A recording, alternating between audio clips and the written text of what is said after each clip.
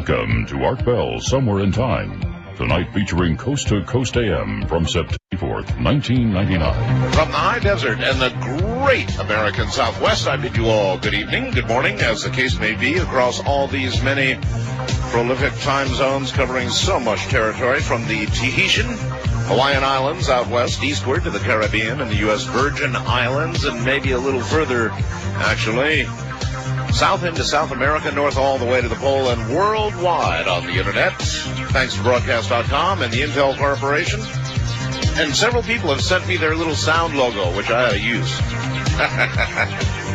So I'm going to have that imprinted on something that I can play soon. This is Coast to Coast AM, and I'm Art Bell, and coming up shortly, our nation's only UFO lobbyist, registered lobbyist in Washington, Stephen Bassett, along with Dr. Stephen Greer, C-SETI's Stephen Greer, to tell us what in the world is going on. There's a big flap out there. Ex-Director Woolsey, CIA Director Woolsey, has written a letter, in some ways, rebuking, that might not be the right word, changing the characterization of the meeting, the very famous meeting that most of you know about with Dr. Stephen Greer, the one in which you'll recall Dr. Greer said that Director Woolsey had his head in his hands, just astounded at the information, you'll recall. Well, there has been comment now from Woolsey, and this is going to be a news-making interview you're about to hear, so I suggest you all get ready, because probably a slightly subdued sparks are going to fly.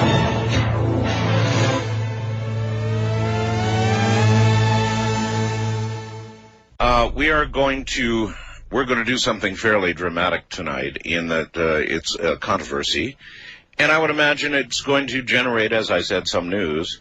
With us, Stephen Bassett, still the only lobbyist in the U.S. registered to represent UFO ET research activist organizations, founder of Paradigm Research Group, executive director of XPAC, the Extraterrestrial Phenomena Political Action Committee, the first PAC in history targeting the politics of UFO ET phenomena, author of the Paradigm Clock website, and, of course, Dr. Stephen Greer. He's off on a camping trip at a remote location. He is an emergency room physician, international director of C-SETI, of course, the Center for Study of Extraterrestrial Intelligence. We did a 4-hour show here recently, but something has happened since. And, oh, by the way, he's also author of the newly published Extraterrestrial Intelligence, The Evidence and Implications. That book, brand new. Gentlemen, welcome to the program. Hi, Art. Hi. Nice to be here. Glad to have you, and Doctor, always glad to have you back. We are here tonight for a number of reasons, but I'd like to do it right off the bat, because, Dr. Greer, you have come on this program in the past and described a really incredible and dramatic meeting with now ex-director of the CIA, Woolsey, and one in which he finally ended up with his head in his hands, I think you described, just right, astounded at what you were laying out for him. And there's been a letter written by Woolsey which suggests that the meeting was not what you say it was. That's right, and actually it's a letter that was addressed to me from Woolsey and some of the other people at this meeting, which is attempting to, in my opinion, distort and minimize the nature and significance of the meeting and the specific things which went on at the meeting. And, for example, the person who set up the meeting, John Peterson, had set it up as a dinner party so it could be a cover for this briefing. And his wife did not even know the CIA director was coming until the morning of the event. And the letter they wrote me is questioning my characterization of it as a briefing that had a cover story of a dinner party and this sort of thing. And it's interesting because what they're referring to is the introduction of my new book, which people can see on the internet at www.drgreer, D-R-G-R-E-E-R. And the book isn't in stores, but you can order it from the website. And what's interesting is that it's a very simple portrayal, brief portrayal of this meeting. And they wrote me this letter, which I would have never disclosed publicly, except that one of the signatories passed it on to CNI News and asked that they publish it, and they asked me to respond.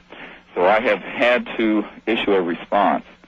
And my concern about this, deep concern, is that there appears to be an attempt to not only distort what took place, but distort the entire history in sort of a revisionist way of the significance of what was happening and the purpose of these kinds of meetings. And this was not the only meeting in question. There were other meetings with other figures besides the CIA director. Can you give me any specifics about what was mischaracterized from your account with regard to his account? What did he mischaracterize about it? In other words, what are his attack points? What's he saying?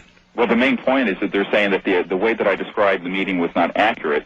And the only specific thing, of course, is that they're questioning the issue of the dinner party being anything other than a dinner party, and that it was not actually a briefing, and that the dinner party was a cover for that. In other words, they're trying to make it sound like this was some casual event when it was a couple of weeks in the planning.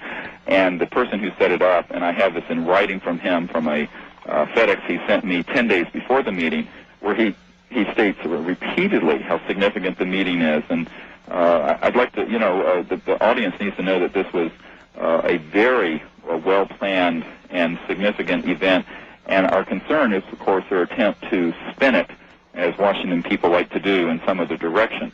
The other thing that they question is the assertion that Woolsey and his wife had actually a UFO sighting, which, of course, had been related to me by John Peterson prior to the meeting, and I had mentioned at the meeting, and which had been confirmed, and now they're trying to backpedal from that.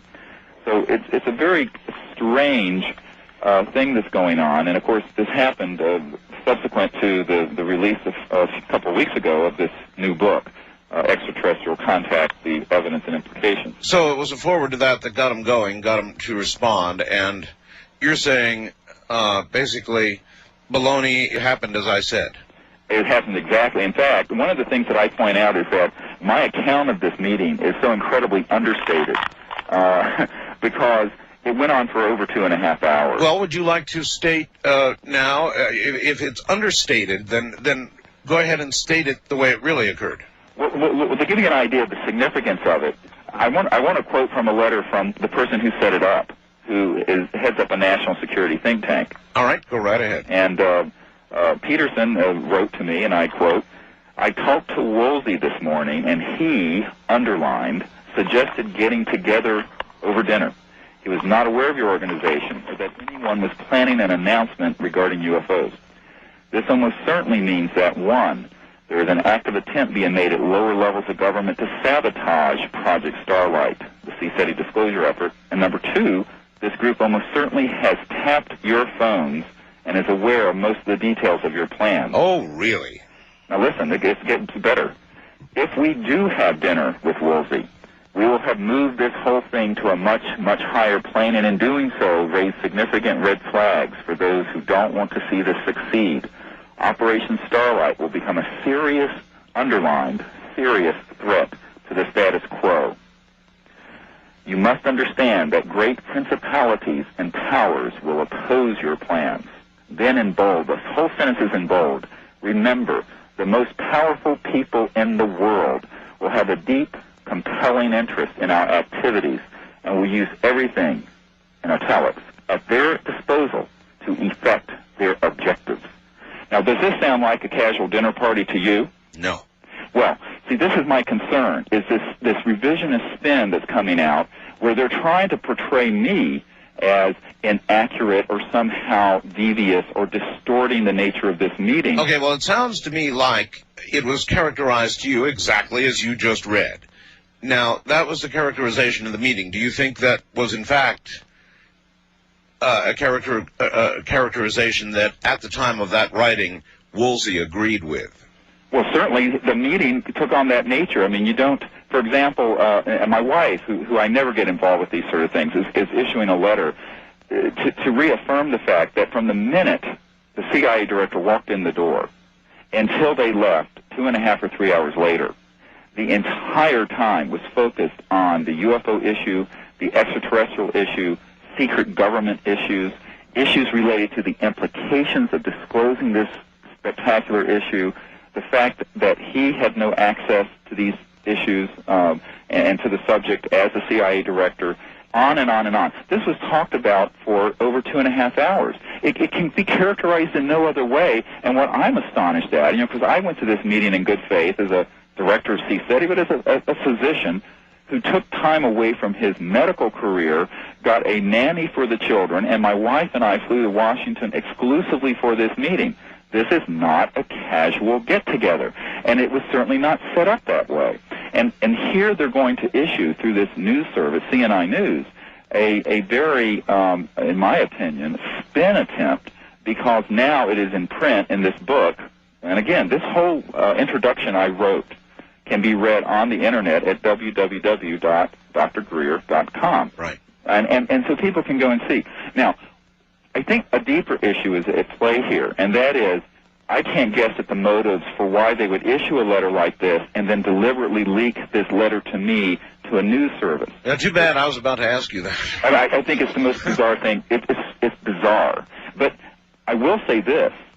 I think it's time that we, the people, begin to say to folks who have been on our payroll as elected and appointed representatives of our government at very high levels, whom we have briefed and who have been given documents and evidence and top-secret witness testimony, we need to ask them, rather than them trying to spin these things in some direction, we need to say, why haven't you fixed this?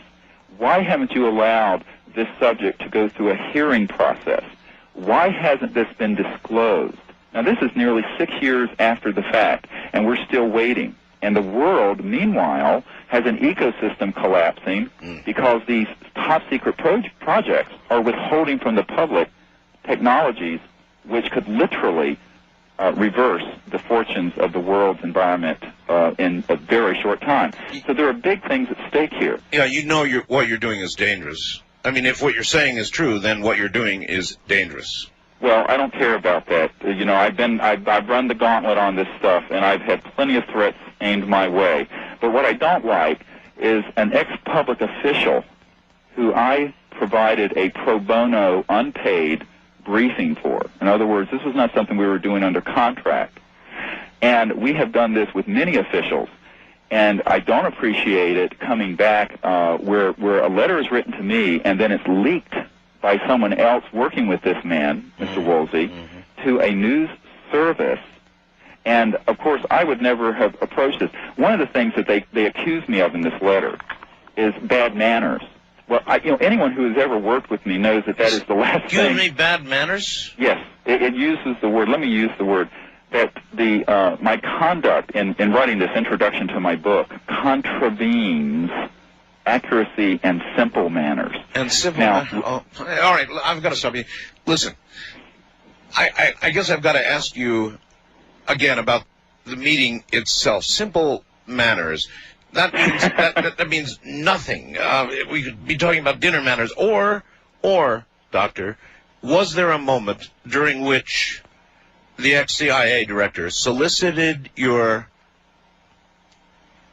a confidentiality in the meeting? In other words, don't go talk about this. Never. But let me comment on that.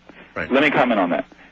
I was on Larry King, which had one of the highest live shows he's ever had in history, on October 1st of 1994. This meeting with the CIA director happened on December 13th, 1993. So now, over 9 months later, I'm on Larry King. I do not mention the meeting because Woolsey is still in office.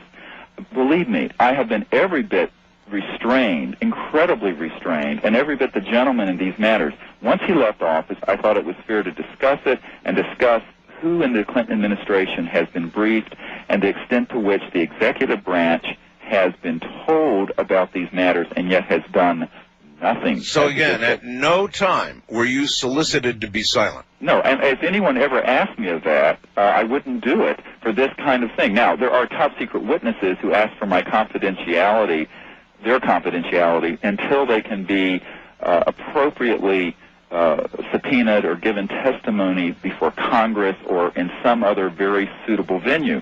But that's different. This was a meeting. I was never asked by the CIA director not to talk about it. We decided within my group not to discuss these kind of meetings while there were still negotiations going on and while these sort of people were still in position, because they were very sensitive. But my God, I mean, this book has come out in the last couple of weeks. Well, then what form of bad manners are you being accused of? By writing in this introduction an account of the meeting.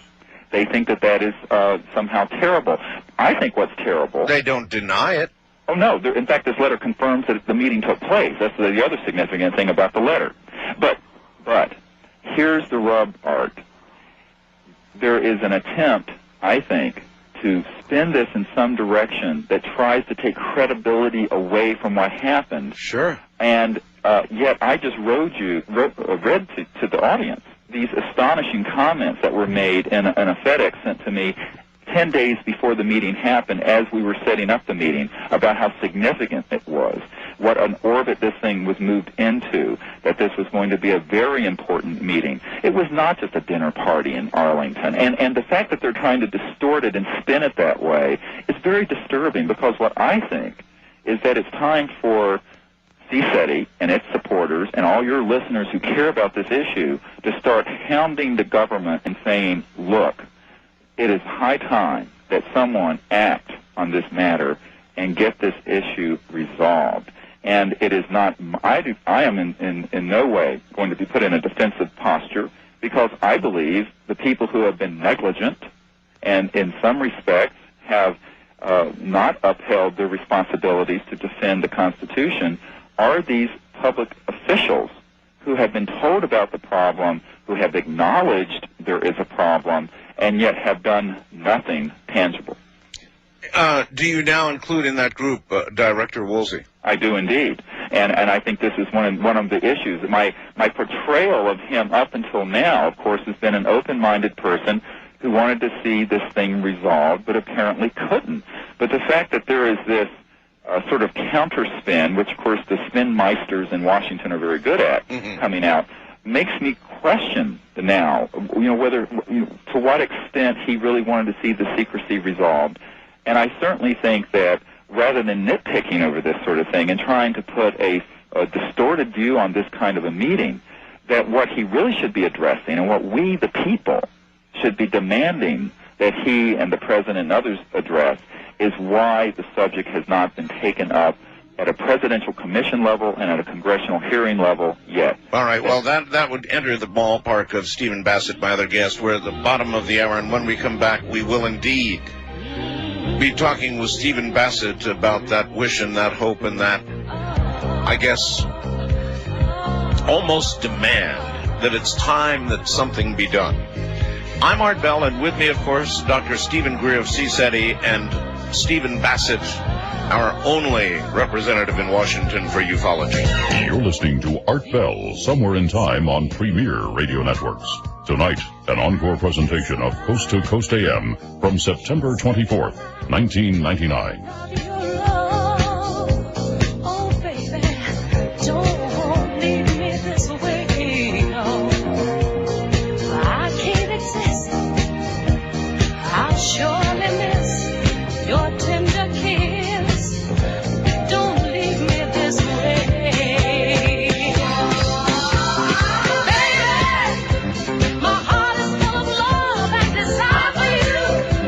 Now come on down and do what you gotta do.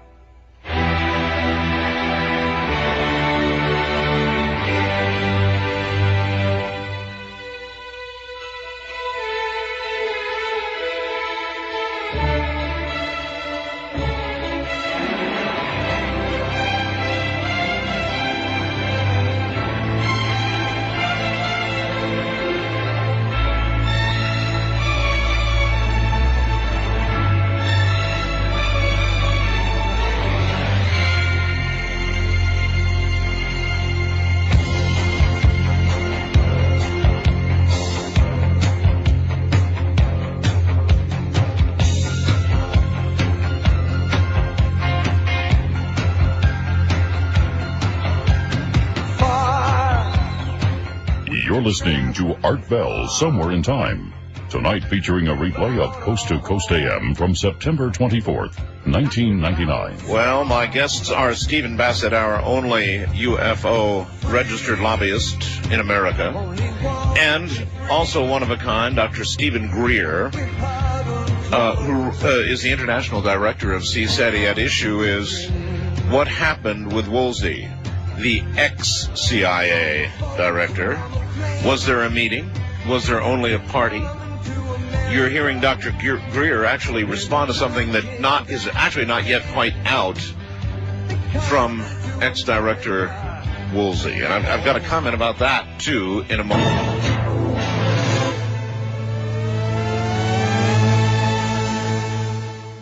All right, back now to my two guests. Gentlemen, you're both back on. One quick comment before we go to Stephen Bassett. That is for you, Dr. Greer. Somebody faxes the following. With respect to what I've heard so far, yup, I'm only surprised it took so long. By the way, there is no such thing as an ex-CIA director. This is why I think this is so significant and why we should hold these people to the highest standard of public accountability, because we do pay their salaries and their pensions and their perks. But you're never an ex, are you? Yeah, I think that's quite true. Yeah, sure it is. All right, well, toward your other goals, Stephen Bassett is here. Stephen, welcome to the program. Yes, sir. The stage, as they say, is yours. Well, let's draw the bigger picture. The bigger picture is this. On January the 5th, 1998, we had a very significant program in which the meeting with Woolsey was really brought public for the first time. That's right. We discussed the executive briefings at the White House of Lindsay and Lake and Gibbon, the briefing in '95 of Clinton by Rockefeller, Lawrence Rockefeller, also Albert Gore, I believe, was briefed. Also Hillary Clinton was there at the ranch. Edgar Mitchell discussed his very firm belief that there's a UFO cover-up. Colonel Corso was still alive. That was discussed. That's right. This was a major show. We tied this package up around, as you know, and included Lester Hubble's inquiries about UFOs at Justice. Correct. This is a significant program. Very quickly after that show, what was supposed to happen is the press should have been camped out on Edgar Mitchell's front lawn. This is an American hero. This is an American legend, an MIT PhD and an Apollo astronaut who was trained to go to the moon and did so. Did they do that? No. They should have been camped out on Corso's front lawn. They should have been, after Greer, they should have been interviewing Woolsey. They should have been asking the president. That should have happened. But we had Monica Lewinsky. 8 days later, the Monica Lewinsky scandal breaks, and we go into a 2-year whatever we went through. I don't know what it was, but I'm glad it's over. Okay, fine. But the issue, guess what, didn't go away, right? Because we got a real situation here. It's still there. And what's happened is that whether it's, for whatever reason, Admiral Woolsey, who I know, and I've watched his activities in Washington. He seems to be a very good man, an honest man. He's been helping the Iranian individuals who are trying to be deported by the INS. He's a man that's more than happy to take on the government. For whatever reason, he suddenly thrust this whole thing back in the arena in a way that we can go after it, and we intend to, all right? Because the fact is that Edgar Mitchell is still here, and they need to be interviewing him now. Colonel Corso has died tragically, but his family is alive. The co-author of his book, The Day After Roswell, is available with additional records that have not been made public, additional videos of Corso that have not been made public. He should be interviewed to death about every word in that book. Yeah, and I should be replaying those interviews on the radio, too, that I did with him. Well, hopefully, I sent some links to Keith, including a link to that archive show, and hopefully Keith get around and get those links up on the front page of the site. But they will be at the Paradigm Clock site. They will be at the XPAC, x-ppac.org site, and they're going to be up at CSETI as well. All of this stuff is going to be on these sites. So any one of those three, people can go and get up to speed on this. So they didn't do that. Well, they're going to have to do it because the issue is still here. They need to be talking to Anthony Lake. Did you get briefed? Gibbon, did you get briefed? They need to be talking to the president. Or they need to be talking to Joe Lockhart and say, Mr. Lockhart, was the president briefed by Lawrence Rockefeller? Well, and why not just have the press, Stephen, go to Admiral Woolsey and say, look, did this meeting occur or did it not? It happened. The letter states that it happened. Yeah, he's confirmed the meeting. Yeah, sure. He's gonna have to say yes. The meeting But then happened. they're going to try to spin it. You see, the thing is, in Washington, it's the art of the spin, and this is the concern. We cannot let these public officials off the hook. And Woolsey's not the only one. I mean, before the president had his vacation at the Rockefeller Ranch, Mr. Rockefeller asked me to put together the briefing materials for him to present to the president and first lady. I haven't talked about this in detail on your show. It's in the book I just wrote. There's a letter that that's reproduced in the book where I'm going back and forth with Mr. Rockefeller about these materials and about the briefing that's going to be happening at the JY Ranch, where the president is staying at Mr. Rockefeller's ranch. And the question is, with all these materials that have been given, there's only three things you can conclude. Either these officials are inept at interpreting data and comprehending the immensity of this thing, or they're negligent in protecting the Constitution, which they have sworn an oath to uphold and protect and defend. Well, you said negligent. Or they're part of the cover-up. Those are the three choices because they haven't done anything in 6 years. I think it's time for the people to come forward and say, we demand action, and we demand it now. Now, Steve Bassett has some information he wants to give people about what they can do about this to bring this to a head. All right. You said negligent earlier, though. Yes, I think there has been negligence. All right. Thank you. Stephen. Yeah. What's happened is the scandal's gone away, and what did they find out? Well, they've got a UFO ballot initiative coming at them in possibly 16 states. They've got petitions still being signed. They've got Edgar Mitchell still talking out publicly. Gordon Cooper still talking out. More witnesses are coming to us. More leakage. They realize this thing is just not going away, and they're acting strangely. But what they're doing that's most offensive is they're doing the same thing that occurred in New York in a very famous case up there, where a woman was stabbed to death 30, 40, 50 times on a street between two apartment buildings, and hundreds of people were in those buildings and heard this woman screaming for hours, and they didn't do anything. They didn't even call the police, and most of them wouldn't even open their blinds to see, because if they did, it would have made it tough for them to sit there and do nothing. That's right. Well, we've been doing nothing on this thing now for 50 years. Whatever the reasons were prior to 1990, they're gone. All right, and it's eroding the trust of the American people to see an issue of this magnitude being ignored in this way and treated in this grotesque and adolescent fashion. It's time to put an end to it. How can you do it? Here's the way. Here's the White House answering message service. It's got a huge capacity. It can hold tens of thousands. All right, 202-456-1111. That's 202-456-1111. It's open 24 hours a day, 7 days a week. It takes voice messages. Voice messages. And if they should manage to fill it up, they'll eventually empty it. They'll fill it up again. Start calling tomorrow. Start calling tonight.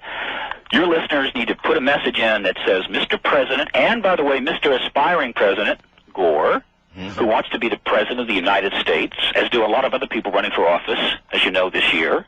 The biggest issue in history, the biggest story of all time is going on right now, and all of these people want to be president, but they don't want to talk about this. They're not being asked questions about this.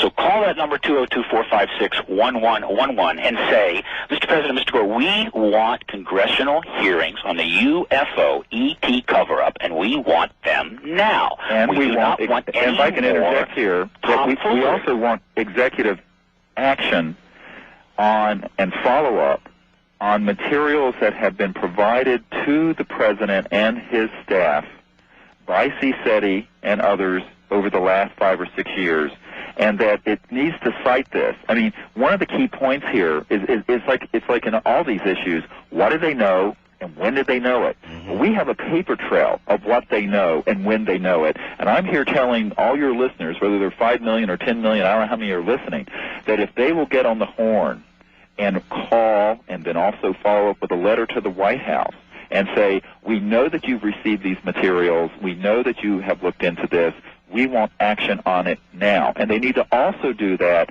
with certain key members of Congress, specifically people that we have spent significant amounts of time with briefing them. For example, Congressman Dan Burton of Indiana. He's chairman of the House Government Reform and Oversight Committee. He was at the CSETI briefings in 1997, about a year and a half ago.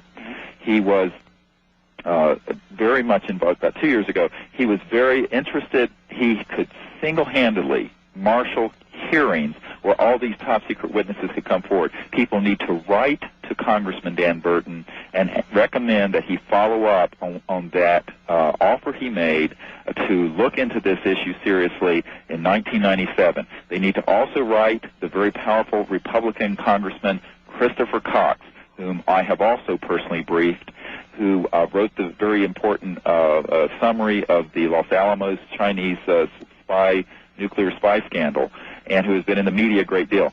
He and I have also had a discussion on this. He has a full complement of briefing materials.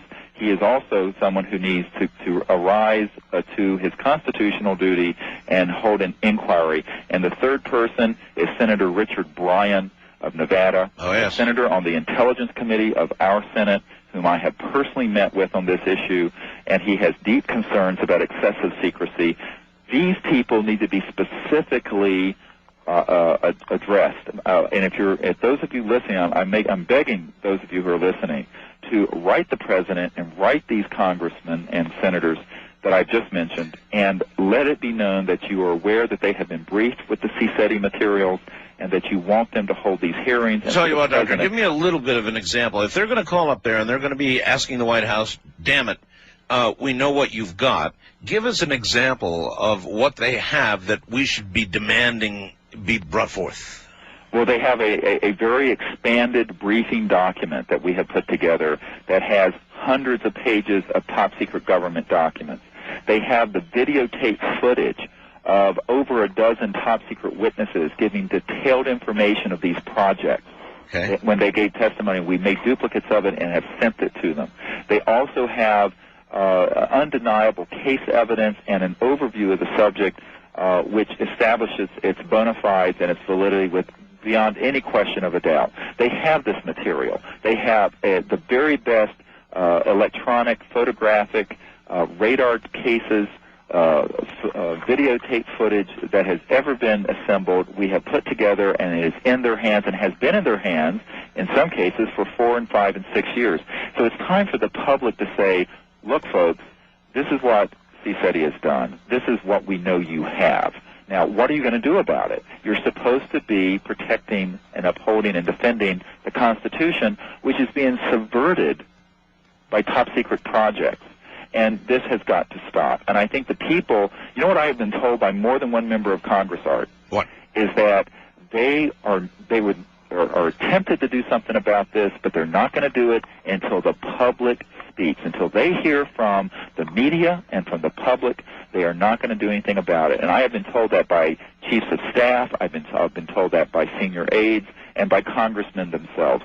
So the people there who are listening need to know that it's time for an activist moment here, that we really need to do this in order to move this forward and make any progress. What the government has got is something even more significant. It has esteemed members of the military, such as Gordon Cooper, Edgar Mitchell, and Philip Corso, publicly stating in books, in forums, and even overseas, there was a UFO cover-up of an extraterrestrial presence. You can't have people of that caliber say things like that and do nothing. It's an insult to the American people's intelligence. It's an insult to the government itself, which has to deal with other governments around the world. They're not stupid and see something like this go on and wonder what is the matter with these people. You either have to prove that these individuals, for whatever reason, have concocted a cock and bull story, or you have to deal with it. And the other thing that I want to insert here is that it really is negligent not to do anything. It's as if, you know, if I, in my emergency department, if I was as negligent with my patients as these people have been with the Constitution and looking out for what we, the people, need to have done, my God, I don't think any of my patients would survive. I mean, it is gross negligence, in fact, and it's an ineptitude and negligence, or they're part of some cover-up, and none of it is attractive. And the only way, in my mind, that they can change this is to show that they are adults, that they're going to take on this issue, even though it's extremely difficult, may even be dangerous. But it is something which needs to be taken on, and we need a few adults in Washington who are not going to try to backpedal, like what has happened with this letter that I got from CIA Director Woolsey, but are going to stand up and say, yes, this is a problem. I'm going to vote with my feet and do something about it. We need some adults in our society. I'm almost pleading with people to hold our officials to some accountability and to demand that they begin to behave as adults and to uphold the oath which they took to protect and defend the Constitution. Well, being told you have bad manners is very mild indeed compared to being told that you have been grossly negligent.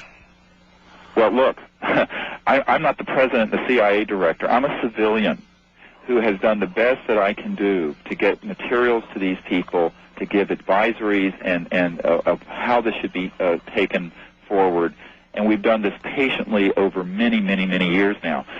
All I'm saying is that at some point, the people have a right to demand, because they are our representatives, that action be taken. And if the people listening will actually pick up the phone, write a letter, and do this, you'll be surprised how this thing will begin to move forward. Because I have had so many people in Washington tell me that it is not until the public picks up an issue and then the media picks it up that anything is ever done about it. And it's a sad commentary, but in a way, perhaps that's how it's supposed to work. All right, Mr. Bassett, now that Monica is history, more or less, what makes you think a flood of calls to the White House will get action from the president when we have not had it to date? The political press is primed.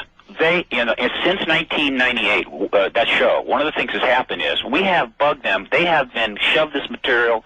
They have it. Nightline has it. 2020 has it. ABC, NBC, they all have this, but they're sitting there trying to decide, what do we want to do? They are primed and ready to go, and there's nothing to distract them. Let me give you an idea of some of the things in play. What XPAC is doing, right? And again, all this stuff is at the XPAC, you can find all this at XPAC website, x-ppac.org.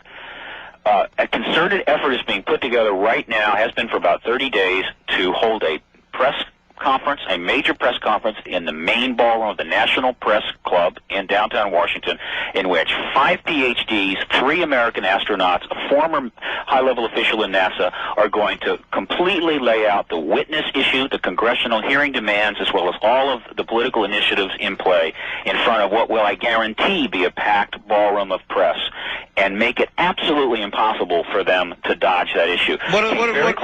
Stephen, what do the both of you think of the idea of, say, having Dr. Greer and ex-director Woolsey on, I don't know, Nightline, Larry King here, wherever, together?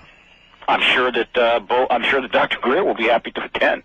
Sure. I mean, if that is ever presented, I'd be happy to do it. And one of the issues that also happens in Washington, I want to point out, is that instead of dealing with the problem, they want to attack the messenger. I've simply been, I tell people I'm a country doctor from North Carolina, and we've done the best that we can. I am not a public official. I cannot hold a hearing on my own. This has to be done by our representatives. But there is this tendency in Washington to divert the substance of the issue and begin to try to either attack people or to try to attack their credibility or to engage in name-calling. That's right. And that's basically what this letter from Woolsey was trying to do. And I think it's time for the American people to say, enough of this nonsense. We want this issue, after 50 years of being lied to, we want this issue resolved. All right, folks. Show is ending. The White House number is area code 202-456-1111. Final words, very quickly, Stephen Bassett. I do not believe we've never had a better time if the American people make their move and make their interests known. I think the press is prepared to respond. I think we have a whole range of public officials that can be approached tomorrow, from Edgar Mitchell on up through the president himself. And I think American people will say, hey, we want these people talked to. We want this thing outed. I think it will happen. All right, gentlemen, that's it. We're out of time. Thank you both. I can't wait to see what's going to happen as a result of this. Good night, all. Good night.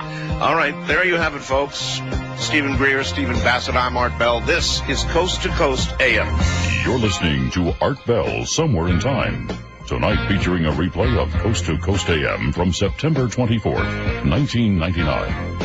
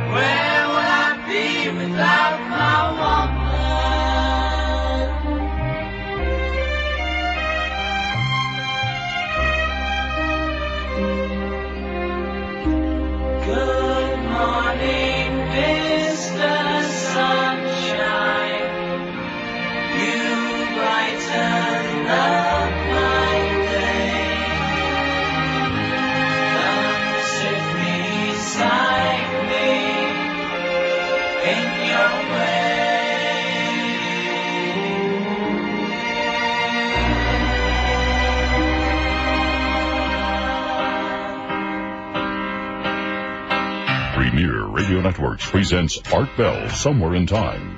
Tonight's program originally aired September 24th, 1999. Good morning, everybody. Coming up in a moment, you're going to dive into a whole new world. Charles Ostman is here, and he's going to talk to you about nanotechnology. He's currently a senior fellow at the Institute for Global Futures, a strategic technologies think tank and research group which engages in advanced technology development, trend analysis, that sort of thing, with a particular focus on examining the synergistic relationships between various emergent technologies, there are a lot of those, and socioeconomic environments in which they may be fostered. He is also a senior associate of the Foresight Institute, a nanotechnology focus and development support group, and an active participant with a number of technology-related institutes and publications, has served as an advisory member of various technology-related development organizations and privately held companies. He has authored, he is very prolific in authoring. I'm not going to read you all of this. Technical papers of all sorts. He has 25 years experience in the fields of electronics, physics, materials sciences, and computers, including 8 years at, well, you've heard of this, the Lawrence Berkeley Laboratory at the University of California, Berkeley. Previous professional experience covers a diverse range of technical development projects at facilities including GTE, Litton Industries, no kidding, Lucasfilms, Phoenix Laser Systems, Omni Scientific Instruments, and a variety of other technology-related companies and institutions. You're in for a real treat tonight. We're going to be talking about two different areas of nanotechnology. The physical little tiny machines that, well, he'll tell you how small, and also biological nanotechnology. Now, that could have a direct impact on you, a big one. Just wait till you hear, and you will be hearing in a moment.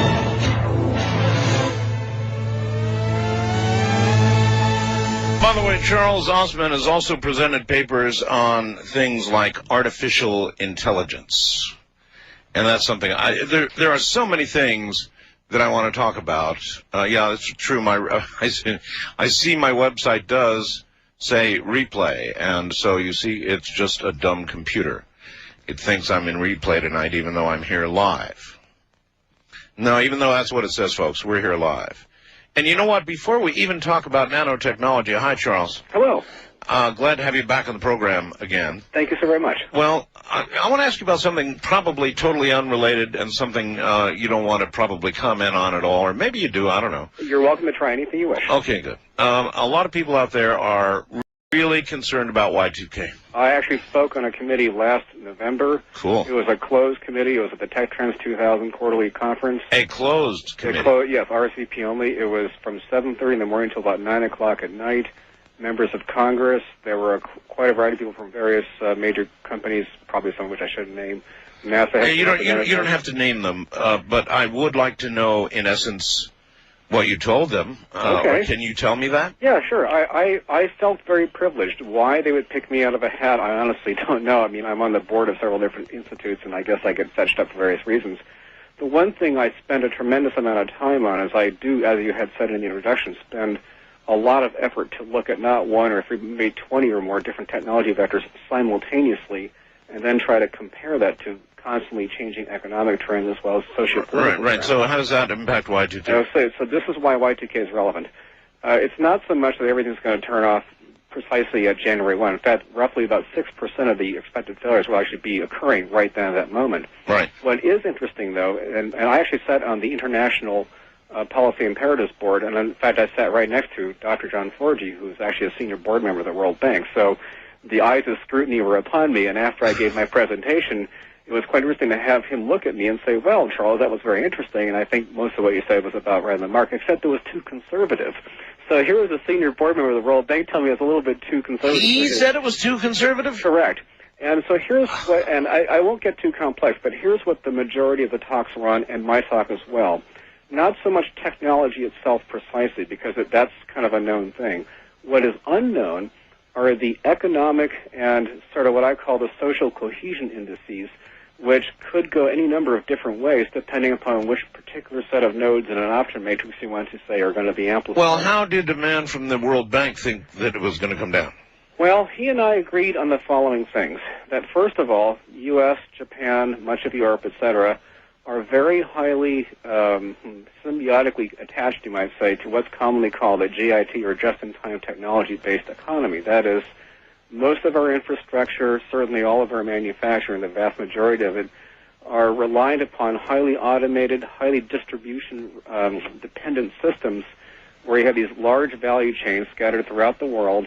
The whole idea is to minimize the amount of material you have in the pipeline at a given point in time and deliver just those things that are required to manufacture or distribute precisely as needed.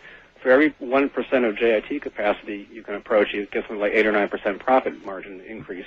But you also increase your risk exposure. And risk analysis in of itself is a very complex science. I won't even bother to go into it right now. No, please don't. Just give me an overview of what you think will happen, what you agreed on. What I think will happen is in some parts of the world, certainly parts of South America and Mexico, without question, a lot of the former Soviet bloc, parts of the Pacific Rim, surprisingly, will have very, very severe failures. That will mean a lot of shutdown of factories, transportation systems, and so on, which means that our value chain systems, which are highly granularized and depend upon those parts of the world for materials or what are called secondary components, will have substantial delays. 3, 4, or 5 months out from that, that means that our workers here in this country, our retail chains and so on, will start to have lack of material to keep their workers employed or their businesses operating. So are you suggesting there is going to be a slow, but actually fairly rapid by comparison with the way it would normally happen, a recession or even depression? I would say that for all the folks who have been looking at economic system substrates and how they operate, and already noting that what we're operating on is a debt-leveraged economy, which again is a whole other subject, but it's very precarious as we speak. This is just the kind of catalyst that could sort of shake the table, as it were, and the house of cards would fall down. You've been watching the market lately? I don't try. For one thing, I do not trade at all. I wouldn't go near the stock market with a 10-foot pole. No, I didn't ask that. I said, have you been watching? Certainly have. And my sense of it is as follows, that what we see right now is a combination of psychology, if I can put it in those terms, and a combination of systems that are operating on top of systems that are operating on top of systems, all of which are supplanted by what I call a virtual commodity asset-based system. That is, we are ever more extended into debt, leveraged upon other debt, which is really leveraged upon not physical material or manufactured goods, but the promise of implied worth. And that's been going on for some time. And this has been scaling ever upward. A correction is due anyway, no matter what happens. Well, we're actually already in the middle of a correction. I mean, we're down 10% now. At the front edge of one, and lots of arguments ensue about the shape of the curve. And well, a lot of the economists think, look, it's 10% already. It might be 15, worst case 20, and then it's going to come back. That's that second part I'm not too much in agreement about. And the coming back part. Right, and the reason is we're going to be more like a reverberation, what's called resonance. And what I think is going to happen, in my just personal opinion, and others apparently as well, is that because of this extended delay in available materials, delay in manufacturing capacity, a reorientation in some of the manufacturing and production epicenters throughout the world, I also foresee that from a strategic perspective, and this was the other half of the conference that dealt more with military issues actually, will there be a lot of unrest, civil strife, a lot of very teetering and precarious government organizations that are already very marginal to begin with? Will they be completely thrown into chaos? This could certainly be the case.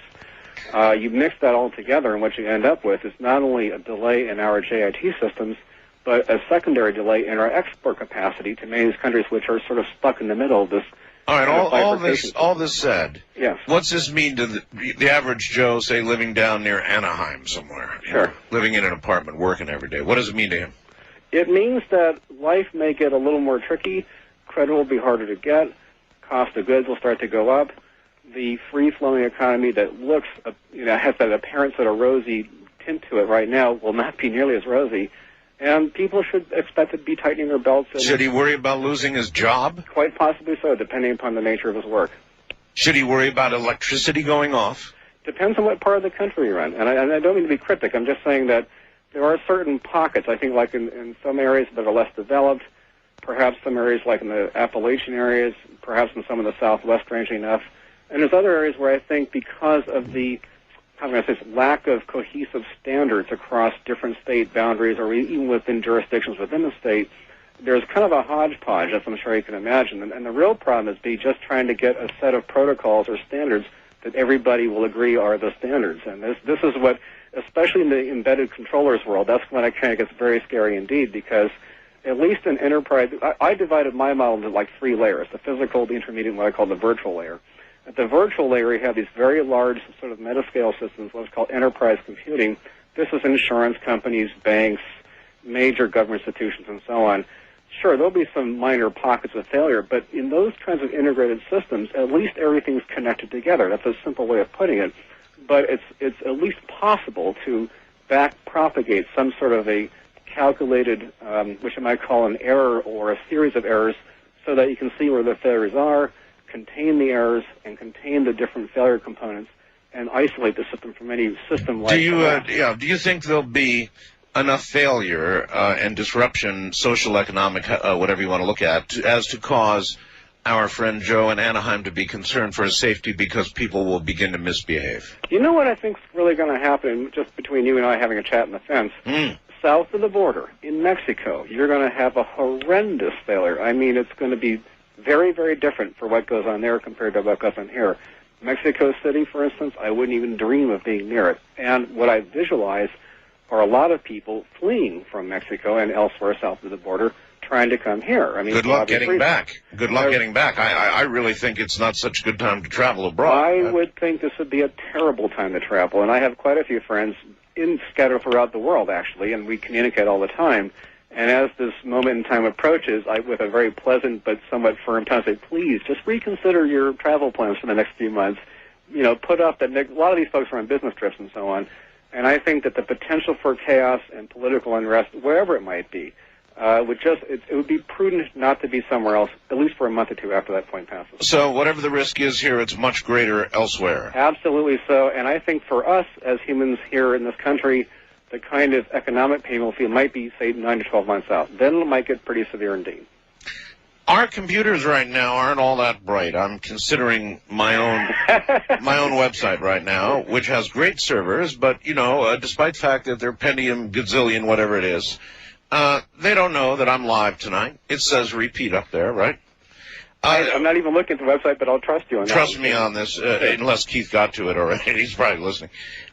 So when will there be a computer that'll be a little bit brighter, a little smarter, maybe even beginning to think for itself? I've seen ads recently on television for some companies that are beginning to say or toy with the concept in advertising regard a computer gaming machine. It's thinking. Well, these are buzzwords, but let me see if I can back in it just a little bit. It's not thinking yet. Well, actually, it depends on the definition. I'm not trying to be Clinton-esque here, but let me see if I can give you some insight.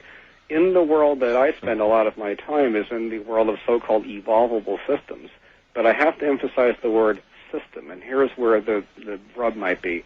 For instance, I go to this conference every year called Hot Chips. It's held here in Stanford.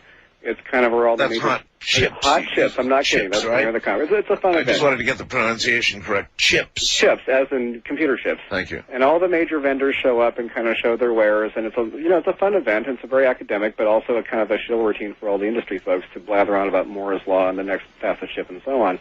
But for quite honestly, I kind of look at that with a jaundiced eye, because that suggests that computing as a definable term is going to stay confined specifically and only to a particular range of functionalities, which are digital and serial by process and designed to operate the same kind of commands that we're normally used to. Right. What I'm trying to suggest is that, in fact, from the material perspective, and this is where the nanotech part comes in, actually the thinkers that are going along the lines that I am look more at a system architecture, much like organisms in nature, where you have specialized organelle components some of which are analog, some of which are digital, some of which are photonic, some of which are electronic, some of which even can actually operate in what I call biological metaphors.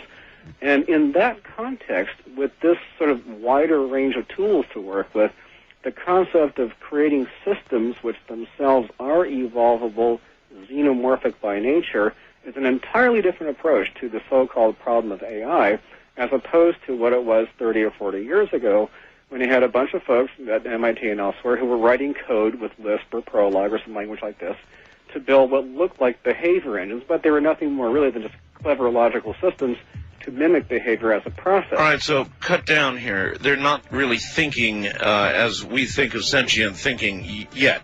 Well, let me see if I can throw in some more variables.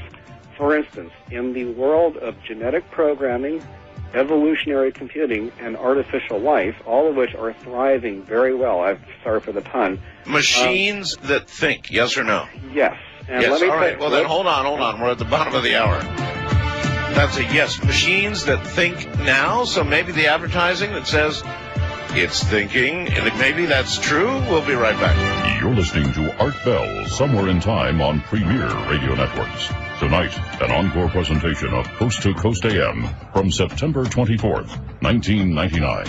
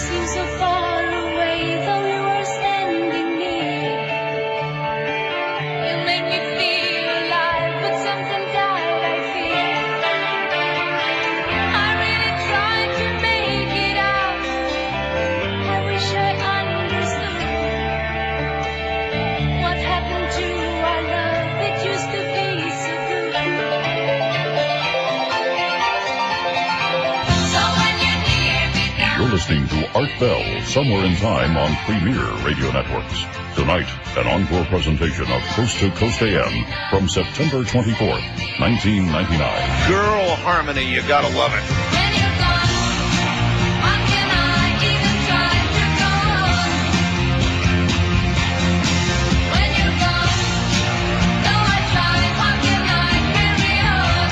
Girls, you gotta love them, right? Well, especially blondes, and I know that I have sworn off blonde jokes.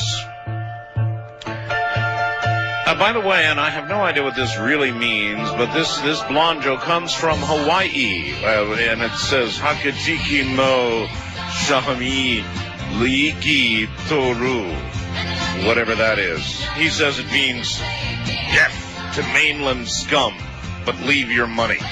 I don't know if that's what it means. Anyway, he sends the following. A state trooper pulls a car over on a lonely back road and approaches the blonde lady driver. Ma'am, Is there some reason you're weaving all over the road? Typical, right? Woman says, oh, officer, thank goodness you're here. I almost had an accident. I looked up, officer, and there was a tree right in front of me. I swerved to the left, and there was another tree right in front of me. I swerved to the right, and there was another tree right in front of me. Reaching through the side window to the rear view mirror, the officer replied, ma'am, that's your air freshener.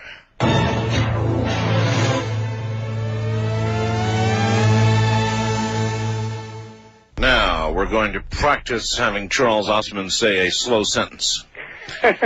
Now, Charles, you said yes to artificial intelligence. Without going really nuts on the subject,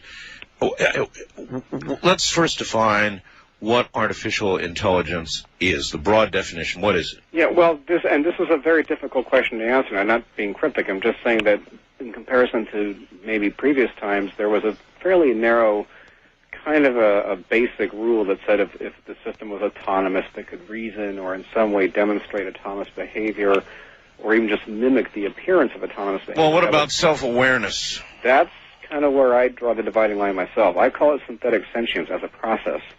And there are an amazingly wide and very diverse range of approaches to capture some portion of this process.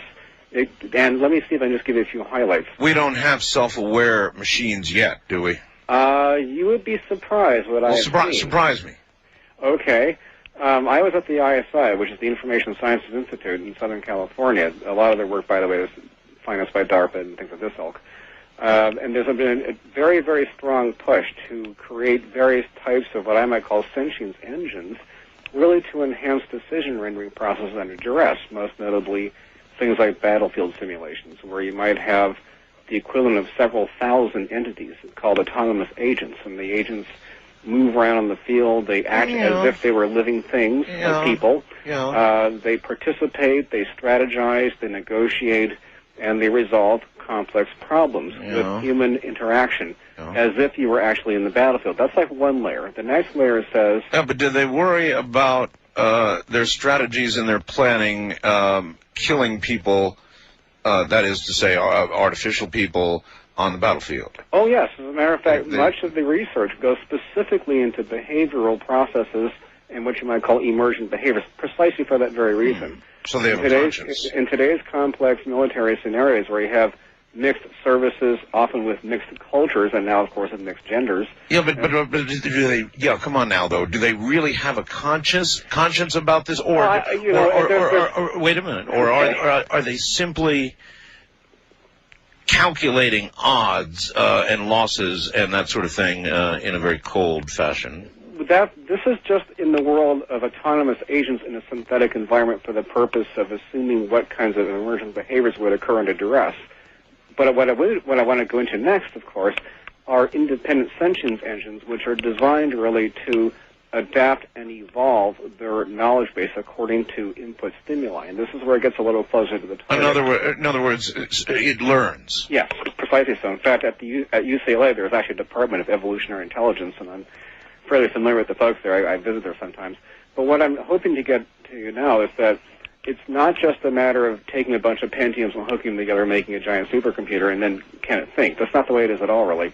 What is happening, though, is that, as I was trying to allude to before the break, it's a systems approach. And part of what makes a systems approach possible and I promise I won't get too complicated here. Well, you already are. I don't know what you mean by a systems approach. Oh, because if one utilizes different kinds of computational elements that really almost behave like organs. For instance, let me give you an example. There's a person by the name of Stefan Grand, one of the real practitioners of artificial life as a business, as a deliverable, and he actually produced a product called Creatures. Now, it's kind of a fun thing. It's just something for kids to have fun with, but it's actually much more sophisticated than what the average person might realize. In what way? Because what you actually do is you build the physiologies of the entities who then are born. They live in these family-like situations. They evolve behaviors. They evolve psychodynamics. They really do become individuals. And so almost any outcome is possible, right? In a sense, yes. Okay, you're allowed a certain, but this is a very simple one. The stuff that they have not released, that I've been privy to, and which unfortunately I'm not supposed to talk about, is much more sophisticated and goes right into the very heart of things like... Well, talk about it. Well, smart vehicles, smart weapons, obviously. But smart weapons first, probably. Well, that's obviously. But what I'm trying to get across to you is that there is a concept about different forms of machine intelligence that does not rely only upon traditional computing-type chips. Hey, for a second, let's talk about weapons, all right? Okay, sure. The United States talks a lot and brags a lot about smart weapons. Now, to them, that means a weapon that is guided so precisely that it's going right down somebody's chimney or into their bunker or whatever. What would a really smart weapon do? A smart weapon would seek a target of opportunity autonomously, decide on its own that this particular target had more value than some other collection of targets, really? And then strategize on its own how to dispense with that target. And that is the very nature of what's being currently researched. Could there be a weapon that would seek out Saddam Hussein? And though there are doubles running all over Iraq, it would say, that's not Saddam. But, actually, that one over there is. Here I go. Actually, the weapon that would do that would not be a bomb or a gadget, but probably more molecular by nature. Molecular? Yes. Describe to me what might do that. Okay. Well, I guess we're going to hop right into nanotech.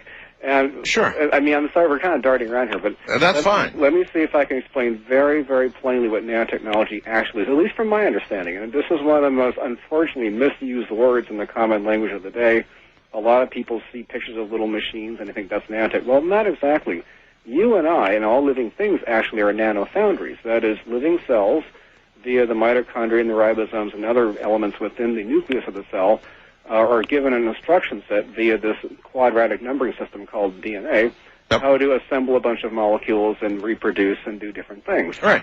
All we're doing is sort of, how would you say, tinkering with this process a little bit. The DNA is like a blueprint or something. It's precisely like a blueprint, and that's why companies like Affymetrix, HiSig, Symmetry, and a whole bunch of these other companies who have gone from zero to truly gigantic, very aggressive economic status almost overnight, what they do is they literally put snippets, little genomes, if you will, of DNA samples on the surface of a chip, an actual chip, thousands and thousands of them. As a matter of fact, they're doing that now? Today, as we speak. They're actually taking DNA and putting it on a chip? I see this every day. Where are they doing this? Well, here in California. The handful of companies I just named are doing as a business. Let me give you an example. Randy Scott, who is the founder of Insight, I actually went to this conference. You'll love this. This was the Seizing Opportunities in Emerging Biochip Technologies Scientific Breakthroughs and Commercial Applications Conference. This was just last year here in San Francisco. And I've attended about maybe 30 or so of these events just this year alone. I do so partly because I'm in the industry, partly because I do a lot of financial analysis. And is this human DNA? In some cases, yes. And let me explain. The Affymetrix is probably the most aggressive of all. They now have the capacity. Hold it. The what? Affymetrix is the name of a company. Okay, thank you. And Affymetrix has pushed the envelope probably to the extreme, to the extent that they can now fit the equivalent of the human genome onto 4 single chips. Good God. Something that could fit easily in the palm of your hand. Now, when you say putting DNA on a chip, you're talking about an integration between the DNA blueprint for the human being. That's exactly right. And a computer chip. That is precisely. Let me explain the background of that, if I may. Yeah. Well, there's a long story behind this, but I'll make it short if I can. Back in the late 80s, there were a couple of companies, one called BSI in particular, that patented the first demonstratable sort of manufacturing process that allowed biomolecules, that is things like peptides and proteins and enzymes and things of that ilk, to be bonded to the surface of your choice. It could be anything, glass, metal, even Teflon for that matter. Yeah. And how that is done, and I promise I won't get too elaborate here, but somewhat in the same way that a computer chip is made. That is, you take what's called a rutile of silicon, you grow these big rods of silicon, you slice into these thin wafers, onto the surface of the wafer is then coated a photosensitive resin of sorts. A pattern that represents the wiring connection of that circuit is then cast onto it. Yeah. It's exposed to a hardening agent, kind of like a photograph in a way. Right. Then you wash it through a special bath that takes off the excess. Then you run it through what's called a chemical mill. The chemical mill eats away, it literally dissolves the surface where the exposure points are, and then you actually sputter on more silicon of a different type, and you run it through another repeat of the same process, and so on, and then eventually make a computer chip. Well, somewhat in the same way, with the same sub-micron scale precision, one can also create attach patterns. And that says that with a special kind of again, phototropically driven polymer in this case, where the light is exposed at a very specific frequency and amplitude, these nanoscale tethers will form, the bottom end of which glomp on like a tree root, really, to the surface of choice. The upper end can be designed very specifically to be chemically receptive to the biomolecule of your choice. Now, that was over 10 years ago. Since that time, the technology has become rote, and maybe in the last 3.5, 4 years, the biochip industry, and I use that word carefully, the biochip industry has gone from a small handful of little labs and mostly academic sites to a major, very transformative, this is going to affect everything from diagnostics to tele-diagnostic systems, automated lab procedures, up to and including implantable biochips that are prosthetic designs for things like neurological interface and so on. And at the same time, the precise same technology can be used to create DNA biochips. All right, this is what out genes. What is the point, or the goal? Let me ask that question. What is the goal of attaching human DNA to silicon chips? Money.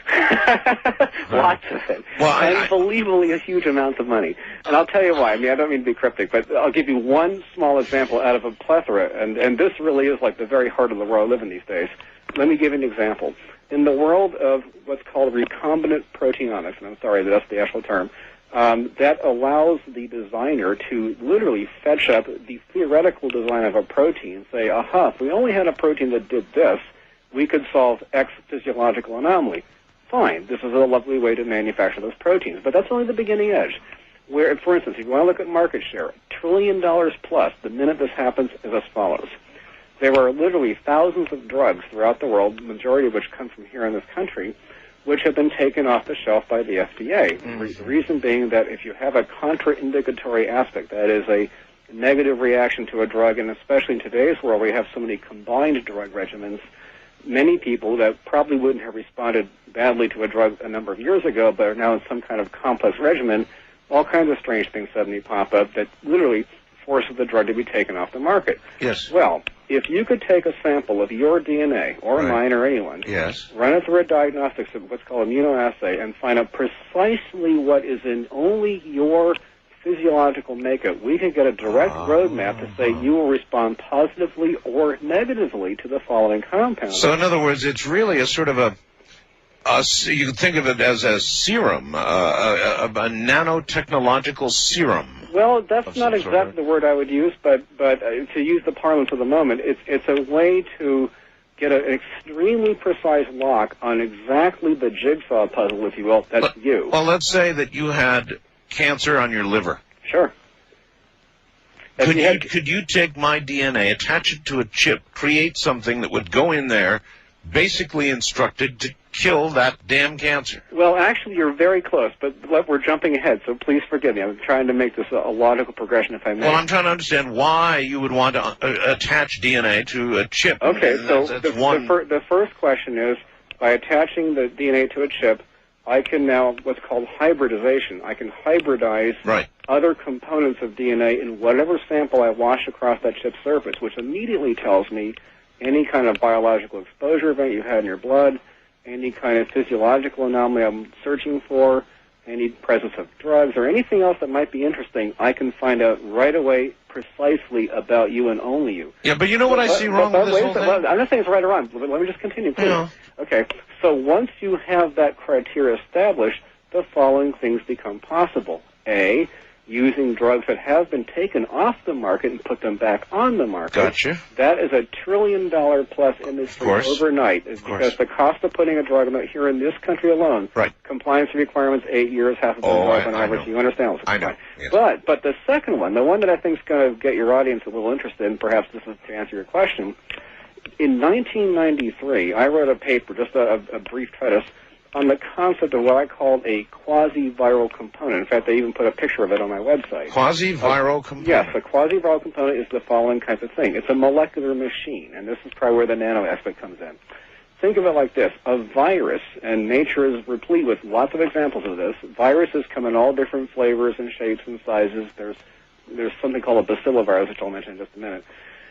These viruses are all designed to do one particular thing. They have an outer protein sheath, which is kind of like a roadmap in a sense. It has a bumpy surface, it has a topographical feature set, as well as a binding site arrangement that says it will match to only a protein that's designed to fit with it. That's right. Each specific kind of cell, whether it's a liver cell or a lung cell or from a different plant or animal, they're all very unique, and they have like a fingerprint in a sense, so that when the right virus hits the right cell, like a hand to a glove, it goes boom, and through enzymic action, nibbles its way through the cytoplasm, targets the nucleus of the cell, finds the ribosome, and says, okay, Mr. Ribosome, I have you now, and it glomps onto the ribosome, forces the ribosome to manufacture more of the viral component at the expense of the host cell. Gotcha. Well, for obvious reasons, that secondary process is rather negative, but the first part of the process is spectacular, because you now have the ultimate targeting system.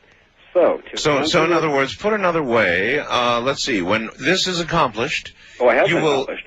Well, then why have we not cured AIDS? If we have what you're talking about right now, we shouldn't have AIDS. Let me tell you, and you're right, your logic is 100% sound, but let me explain the history so it makes more sense, because, again, in so many other fields of endeavor, and nanotech is probably the extreme example thereof, it's not what is possible or what can be done in a lab, but it has a lot to do with policy, financial systems, the implied value of something, how it's produced, in what context. Somebody dying of AIDS don't want to hear that crap. Well, I'm only telling you, you can shoot the messenger, but I'm just saying this is what is currently the state of affairs. Somebody dying of liver cancer doesn't want to hear that crap. I understand completely. Art, I'm with you 100%. You're saying it's possible now. Well, here's what's happened so far. In 1996, a company called Onyx Pharmaceutical declared publicly for the first time, although I can tell you privately, if it were, that there are other people doing the same thing, that they had isolated and synthetically modified a type of what's called a bacillovirus, a particular kind of virus that has a certain crystalline-like formation. And the bacilloviruses are interesting because they actually can lay dormant for endless years in a row, close up almost like a flower in a way. When they're catalyzed under the right conditions, they pop open and out springs the virus in question. It happens to thrive in a certain species of wasp, of all things. And if you can take this particular flavor of bacillovirus and modify it a little bit, it's actually a very, very effective device for doing just this. That is, targeting a given kind of cell. Inside of this device, you can then implant the proteomic compounds that are relevant and go into the cell and turn it off, or affect some part of it. And if you recall, about a year and a half ago, something came out in the news called P53. P53 is a type of protein. In fact, I met the woman who was its co-inventor over here at Stanford. All right, you're gonna have to hold it right there. Okay. P53 is where we will pick up. My guest is Charles Ostman, subject mainly nanotechnology. This is Coast to Coast AM. You're listening to Art Bell Somewhere in Time. Tonight featuring a replay of Coast to Coast AM from September 24th, 1999.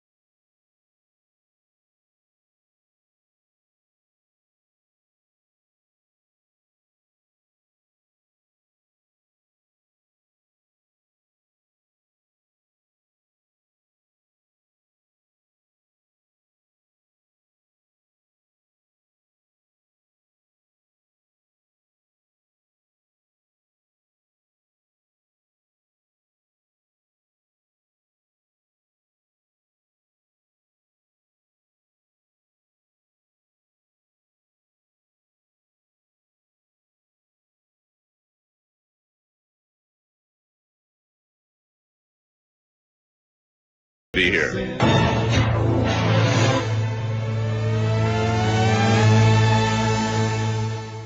You know what scares the hell out of me? The fact that I can't even come to terms with my stupid computer. What scares the hell out of me really is that this biological nanotechnology is already doing things that we just thought were science fiction. Every time I say something like, well, there's not really artificial intelligence, well, yes, there is. Well, they're not really attaching DNA to chips, are they? And, well, yes, they are. This is all going on right now. My guest is Charles Ostman.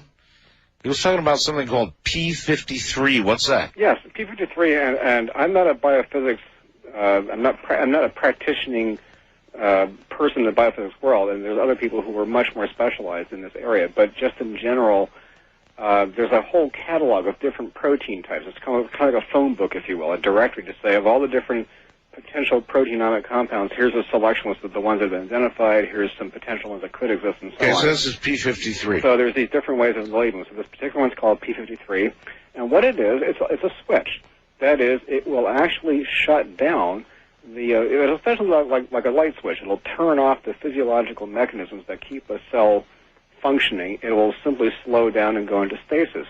For cancer, this is particularly interesting, and this is what you're Cancer is an out-of-control growth of cells. Yes, which has lost its genetic identity from the host cells from which it emanates. And so you're telling me P53 could be vectored in to tell the cells, right. Stop it, that is slow exactly down, what I'm getting at. Stop multiplying. Okay, but here's where I need to kind of correct the path as it's being seen right now. How far or how long it'll be before, let's say, the folks from Onyx Pharmaceutical who have in fact proven or they've shown viable examples of their particular hybrid version of a bacillovirus as a targeting system versus are they allowed, if I can say that, or will be, sort of focused in the direction of combining that with P53 to target a specific kind of cancer cell. Oh. Theoretically, this is probably within range. However, I should point out that since 1996, which is when they got started, and they're only one of a number of companies, by the way, they were primarily being financed by Lawrence Livermore and Sandia Laboratories for projects which I'm sure you can probably imagine. But I have to stop here for just a moment, if I may, because I personally have visited a number of sites that really are secure and cannot be mentioned on air. But one that's known about publicly is Dugway. That's in Utah, and this is probably one of the major sort of biological testing grounds that we are allowed to talk about in the public airwaves. The point being that I actually had a long chat with Ken Ellebeck. He was the one that wrote that book called Biohazard, and he was the highest-ranking Soviet officer in charge of all biological weapons development before he defected. That's right. And so I had a long talk with him. Book. He and I kind of spoke the same language, so we didn't have to spend a lot of time with small talk. We sort of cut right to the chase.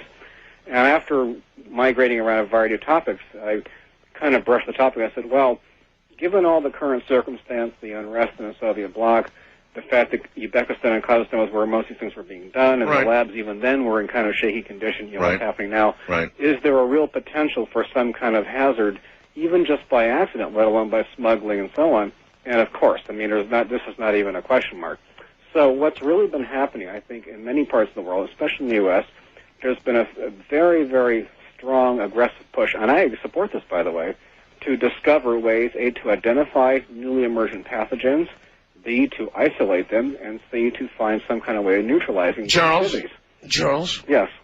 If there could be a P53 that would go in and slow down the out-of-control growth of cancer cells, yes, then couldn't there be a P54 which would be like a virus, but trouble is when you caught it, it began to grow out-of-control cancer cells. In other words, this is exactly why. In other words, Charles, yes, a cancer virus. You have answered the question quite well, because when you mentioned in the previous part of the program about could we target Saddam Hussein with a smart weapon, and you were thinking in terms of a bomb or a robotic device. I said, no, a molecule will do just fine. Yeah, but see, here's what I'm worried about. Oh, I worry too. Suppose we have DNA and a chip, and we've got P54, and it's going to only go, and it's going to target Saddam Hussein, and it's going to sort of enter his system however we get it there.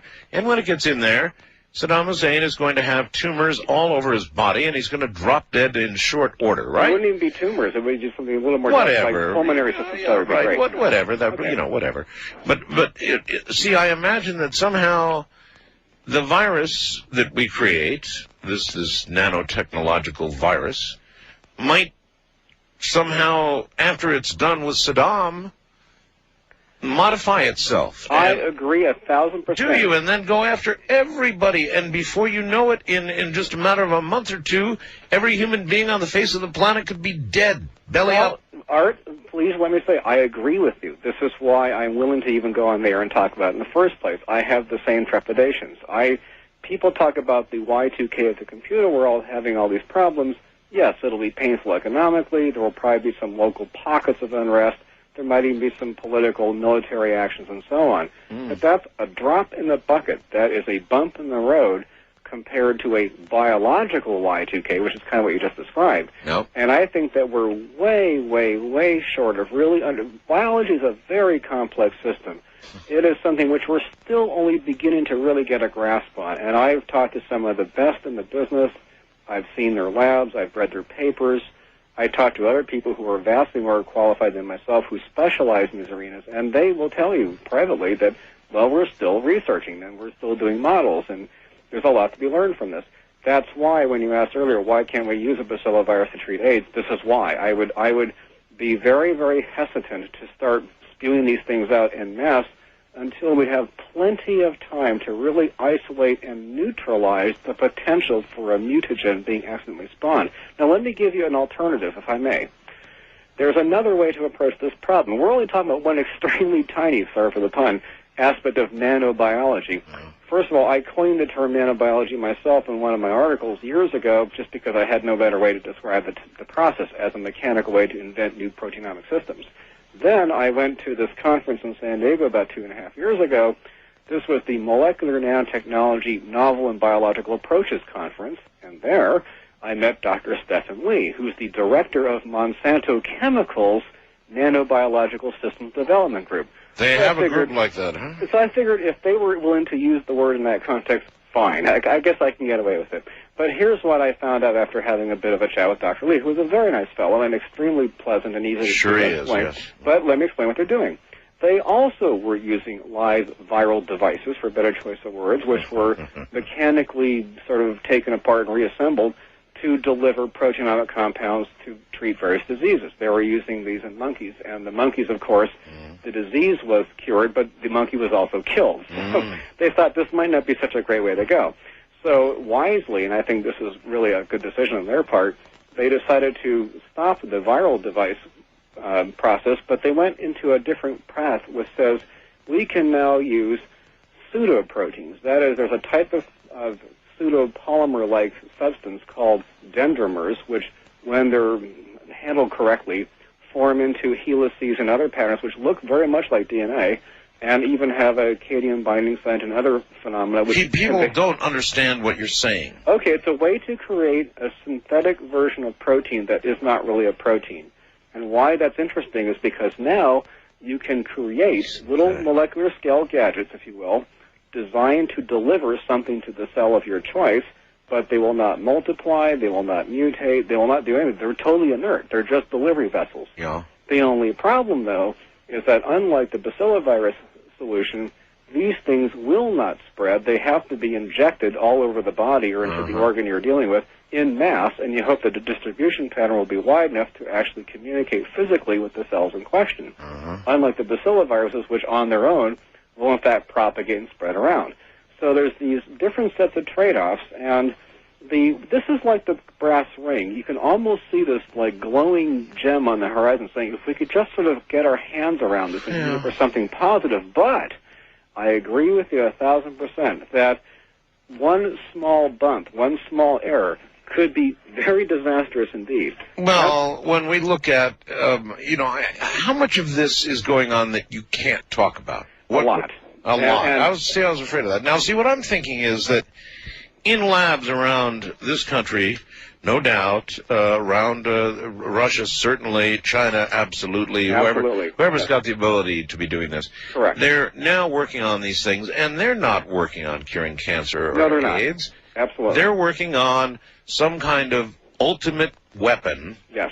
I know this, and I can tell you from personal knowledge that is exactly weapons right. that might even target ethnic groups, Yes, specific this is ethnic correct. groups. I mean, what This is the ethnic dark cleansing? This has been the thing that has driven the horrors of the world forever. Get rid of a whole group. Well, now you might not have to even take out the machetes to eliminate them. You and just release a can, little bit of this, and goodbye, Charlie Brown. I understand this, and let me see if I can articulate in a more precise fashion where this is really at. Or Charlie Black, or Charlie Yellow. Yes, I understand completely. Okay, so here we go. The Human Genome Project, which was really started by NIH, National Institutes of Health, was very much an academic project. It was a bunch of mainstream universities, Carnegie Mellon and all the other major schools that do this kind of thing. And it was really seen as not just a wonderful solution for lots of different diseases and medical problems, but also a huge gravy train, if I can use that set of words, for funding in perpetuity for all these medical groups. And I understand how this works. I lived in that world. And it's a well-understood mechanism that this is how these things are funded and kept alive. Well, suddenly the reality of how commercially interesting this adventure would be was recognized by other companies, PerkinElmer being the most notable, who at a certain point in time said, you know, NIH and their university friends, this is great, but we have a different agenda in mind. We can capture $1 trillion plus drug recapture market. We can put diagnostic systems out in the hospitals that will totally automate most of these lab procedures. Wonderful stuff, yeah, but once you...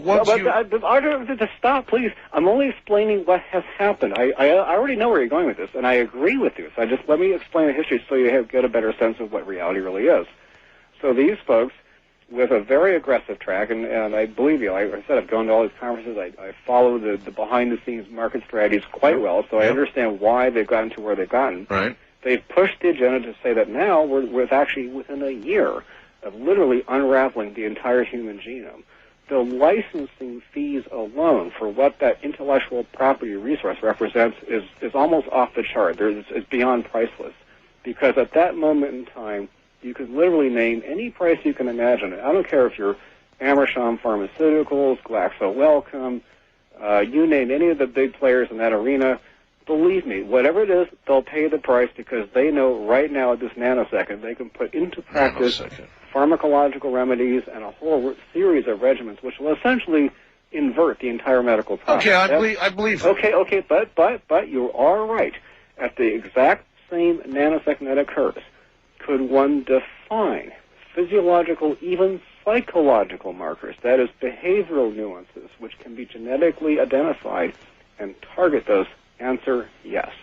And as a matter of fact, over 3 years ago, NIH had launched quietly, mind you, a program at the University of Maryland to look for certain psychological or behavioral anomalies that could be genetically identified. But where's all the black budget money going? It's going into the other areas. Now, they can't expose that, give that, or let that leak out to the private sector, how advanced they are, without giving away what they've got. That's exactly right. So it's a very, and so I've been writing a book myself, not exactly like your quickening book, which, by the way, I very much respect, and I think it's a very excellent piece of work. Thank you. I look at something a little bit different, but with the same rate and velocity and scale of change, transition, evolutionary thresholds, and that's what part of my website's about, actually. And this is one of those increments, i.e., we very much, imagine this, in the 2001 Space Odyssey film, there was a great scene where you had the ape people, whichever you want to call them, yes, the hominids. The first one was learning how to use a bone to crush in the head of its enemy. I remember that. Okay, so it throws the bone up in the air, and it's spinning around a little bit, and suddenly it morphs into this spaceship in orbit. We are at that point now. We've just thrown the bone up in the air, and we're about that point where we see the spaceship, i.e., that's the level of transition we're about to step through.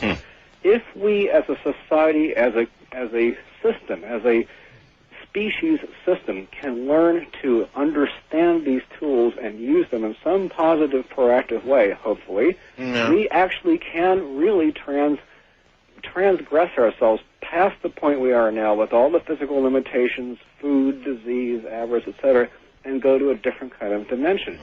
However, if we don't, the flip side of that coin could be very dark indeed. And the point, and where I personally have my trepidations along, if you had to plot two lines in a graph that says here's technical prowess, here's technical acceleration, almost as a vertical line.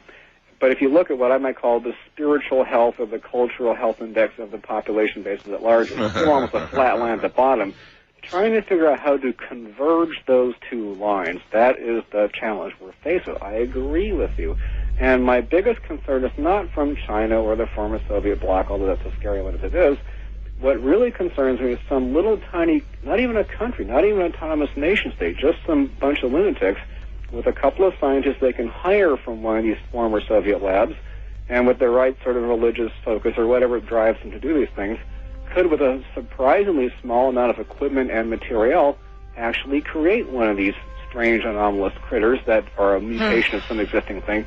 That's what concerns me. All right, there's the music that says you've got to pause. You know, I'm sorry, but I see the bone in the air. I don't see the pan to the spaceship. What I see is a crushed skull. But that's me. We'll be right back. You're listening to Art Bell, Somewhere in Time on Premier Radio Networks. Tonight, an encore presentation of Coast to Coast AM from September 24th, 1999.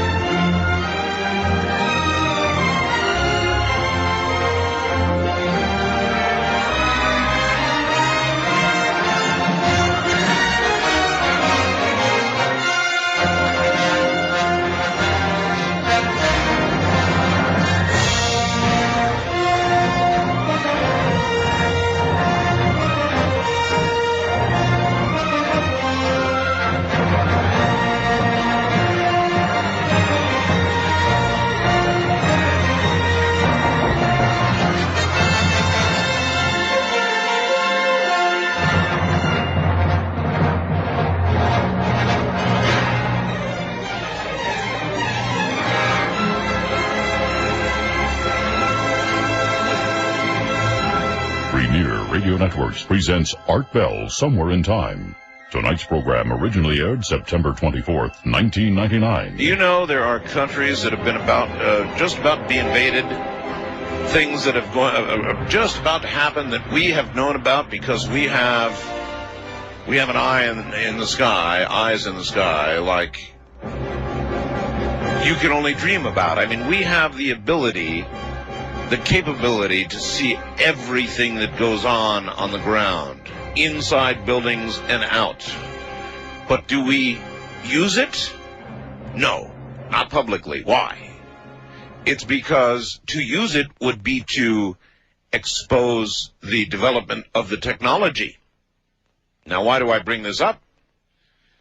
Well, because I know damn well all this black budget money has developed lots of things, just like Charles is talking about, that could translate into cancer cures and AIDS cures and change the color of your eyes and give you bigger biceps or whatever you want, maybe even live forever.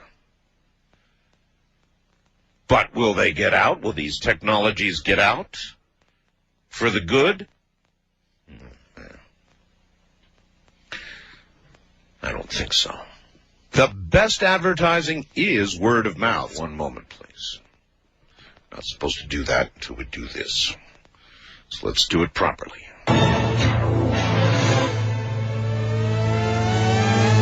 Charles Ostman is here, and we're talking about nano stuff, little tiny stuff, the little things. I've got an article in front of me from the Electronic Telegraph, the British Electronic Telegraph. The headline of it is, Genetic Science Could Be Used for Ethnic Cleansing. Rapid advances in genetics soon will transform biological weapons into potent tools of ethnic cleansing and terrorism, according to doctors. The British Medical Association, actually, said that weapons that could distinguish between ethnic groups by exploiting little tiny genetic or cellular differences between them could be a reality within the decade. Or, if you think like I do, they may be a reality right now. Now I ask you, if a Mideast terrorist thought that they could release a little something from a test tube that would kill Israelis and not Palestinians, what do you think they would do with it? Now, we're talking about people who attach bombs to themselves and climb inside Israeli buses and blow the hell out of everybody, right? These are the people we're talking about. So, Charles, when you're considering the advocacy of these things for peace and saying they're for peace and hoping they're for peace, that's fine. But what does a Palestinian do with the little tiny thing that he can release? Oh, listen, I'm 100% with you on this. That's why I was willing to bring this up in the first place, because I am equally concerned, if not more so.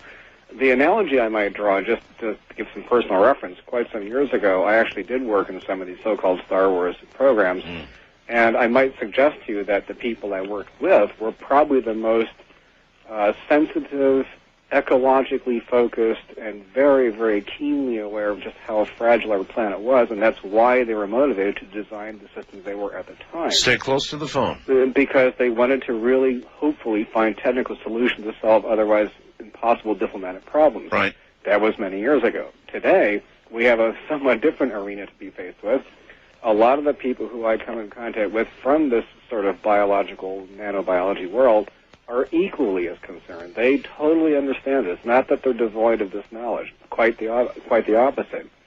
And my concern is as follows. If you go into any of the major Western nations, let's say, there the standards are very high. The work is very precise. It's a pristine environment.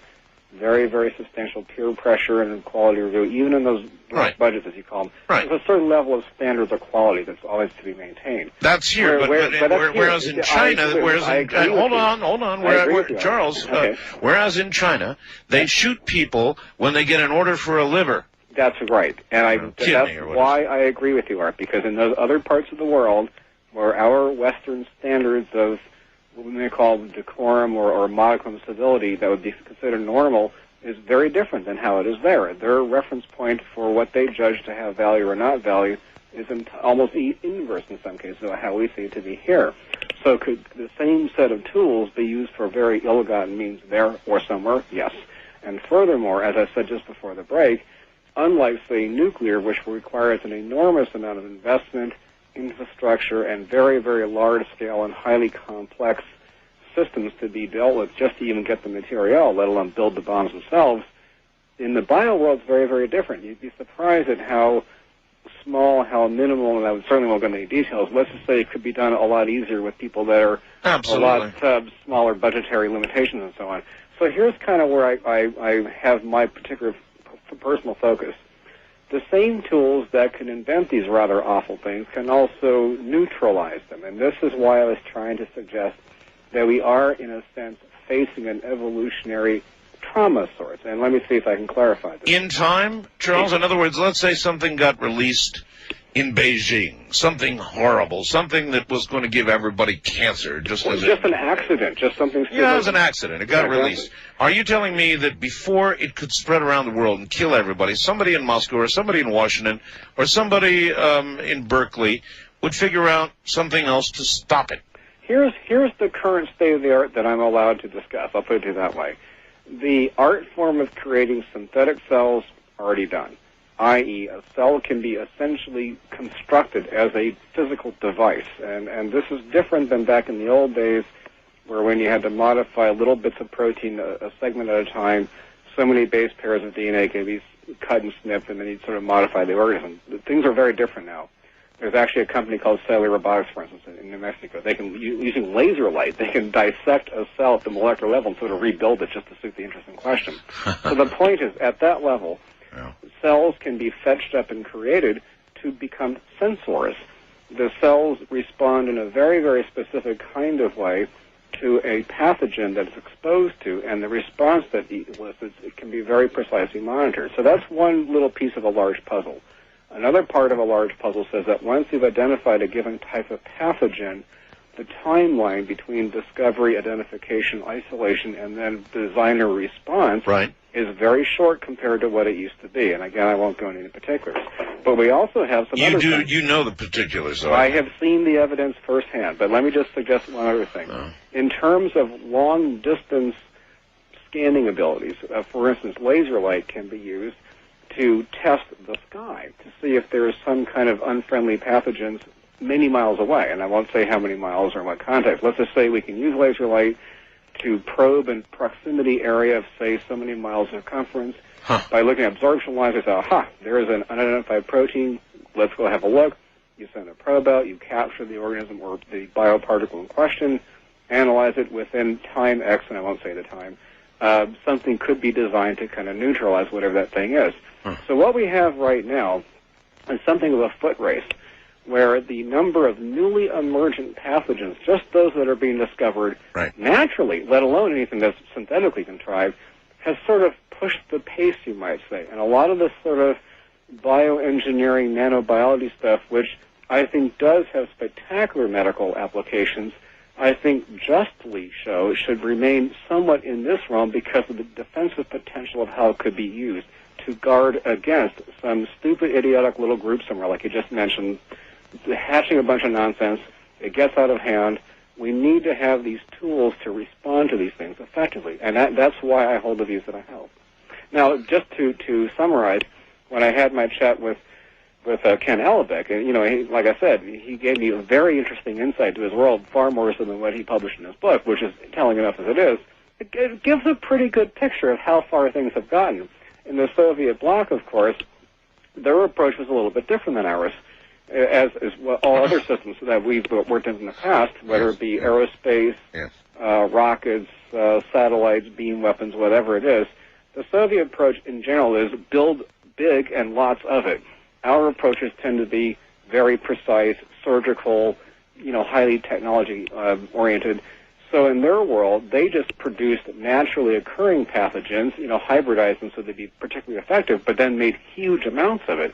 So there, in their particular stations, they had thousands of tons, and I do mean tons, of anthrax of all different flavors, smallpox, bubonic plague, you name it. I mean, they could fetch it up en masse. We have a somewhat different approach. We take a particular molecule, shave it here, add it there, and then say, aha, we can deliver this molecule with this particular kind of X virus or whatever it is.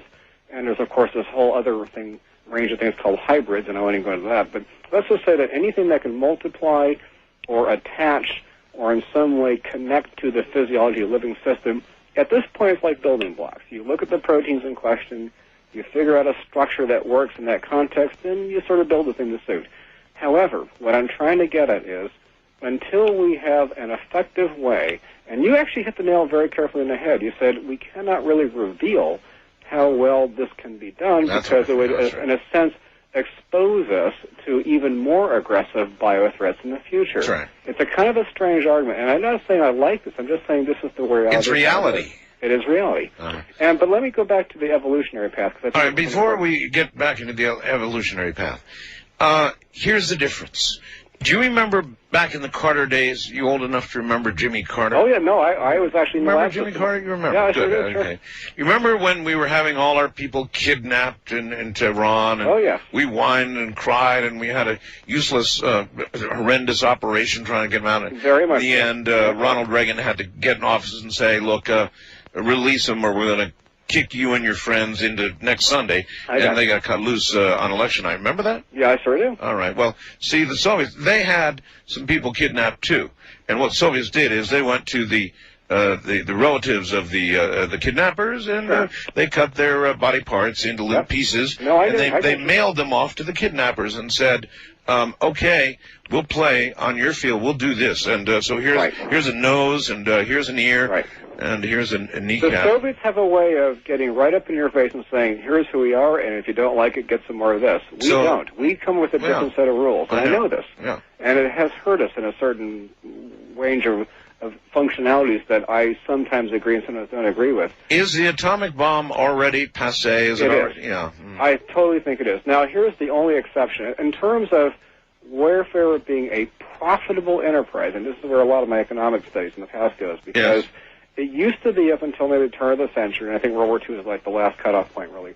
It was seen that a way to effectively magnify one's prowess in the world, in the global marketplace, for a better choice of words, your worth, your valuation, your currency, your presence in the world, your ability to establish worth and sort of yield to other entities acquiescence to their powers, as it were, was really dictated by physical commodities. You had land, you had a population base, you had raw materials, you had shipping and all that kind of thing to sort of say, here's our presence, here's what we're worth. In today's world, it's obviously very different. It's much more virtual. It's much more interconnected. It has a lot more to do with telecommunications than physical things. But aside from all that, there's a certain cutoff point where in times past you could stage a war, invent some kind of a cause, wrap around some kind of ideology, whatever, sell to the population base, and turn it into some kind of cause célèbre, which would then justify the war in question. The end result being that we get to get a bunch of new stuff and make our economy more robust. That just doesn't work anymore. It just does not pay off. And especially when you bring nuclear into the picture, it's a complete write-off. Now, when the neutron bomb came around the corner, a lot of people felt very threatened by this because I thought this would reopen the Pandora's box. Buildings okay, but people dead. But, you know, actually I support the neutron bomb in a very, very narrow way. Let me explain it. Well, because of the following thing. It suggests that this is a extremely precise way to kind of like the Soviets getting in your face, but with a more precise kind of a way of application. One can say, look, we can now use nuclear weapons. We're not going to blow the whole Earth up. We're not going to eradicate a bunch of territory and make it unusable. We can use nuclear weapons in a way that's surgically precise, and therefore we will use them. And that is an understandable threat to those entities who otherwise would not respond. Okay, well, if you support the neutron bomb, then do you support an organism that would be created that would kill only Russians? Absolutely not. Why not? Because what's the difference? It's different. No, it's very, very different indeed. Why? If anything, you could be more precise with nanotechnology in the biological arena. I know what you're getting, and I respect your rhetorical argument, but let me see if I can explain more carefully. First of all, I don't really support the neutron bomb as a general philosophy. I'm just saying in the context of when it was created, in the situation, and the people who were responsible for creating it, it made sense at that moment in time. In no way am I supporting any kind of nuclear war of any kind at all now. I'm just saying back then it was contextually understood. In today's world, though, we have something very, very different indeed. And also I need to, if you allow me the opportunity, to sort of expand upon a much larger agenda, which has to do with bioterraforming, the sort of bioengineering of entire ecological systems. Hold it slow. Bioterraforming. Correct. Would that mean, for example, translation, you send a probe to Mars? Oh, no, not to Mars, here on Earth. Let me explain. Well, okay, but I was just expanding a little bit. In other words, what don't you have on Mars that you need? You don't have water on the surface, you don't have a lot of atmosphere. Temperature, a lot of raw material. A lot of oxygen, all that stuff. Yeah. So, but here on Earth, what we have is an already viable biosphere, lots of raw material to work with. Nanotechnology, maybe we should explain just so the audience feels that they're up to the thread that's going on. Nanotechnology, in its simplest possible explanation, is nothing more, really. It's very simple. It is the mechanical manipulation of molecules to perform some kind of specific task. Well, that's not simple. Well, it's actually surprisingly powerful, because think about it in this way. Up until fairly recently, it was, even by legal definition, it was confined to so-called acts of God, quote-unquote, to determine if something lived or died, or how it grew, what its life consisted of, etc. This was left to the mysterious ethos of the spiritual world. Not that I'm discrediting. I mean, I'm very spiritual myself. I'm just saying that the boundary or the bar has been raised to a different level. We are now tapping into an arena that strictly was in the mysterious world of the spirit, as it were. Translation, we are going to be playing God. Very much so. This is God on demand. God on demand. And I'm not saying it's good or bad. I'm just saying this is what is. And I'm only here to inform. I'm not here to defend or support or negate. There's lots of companies out there that have billions and billions, as the saying would go, of dollars, riding on the ability to transform, if you will, a specific geographical region to maximize the biomass yield of a particular, not one plant or animal, but a whole collection of crops. I'm sorry, the what field? In the the agribusiness world, as it were. Yes. It used to be that the target was to change a particular species, like a type of corn or a wheat, or maybe a cow or to be more prolific or resistant, whatever. But now there's a systems approach, as with everything else, to say, well, wait a minute, if we're going to look at an entire region of land, an entire geographical region, as I'm sure you all know, many of the small farms are being bought up. I don't like this, by the way. I'm not saying this is a good thing. This is what it is. The corporate conglomerate system, many of which are not even from this country, has kind of come in like a commodity and decided, okay, if we can now control X amount of contiguous land, what can we really do with it? This segment is ending now. Oh, sorry. That's all right. Hold it right there. I know exactly where you're going. I don't know about all this. We're going to open the phone lines and let you ask questions. What do you think? He keeps saying, I don't like where it's going, but he's telling us where it's going. You're listening to Art Bell, Somewhere in Time. Tonight featuring a replay of Coast to Coast AM from September 24th, 1999.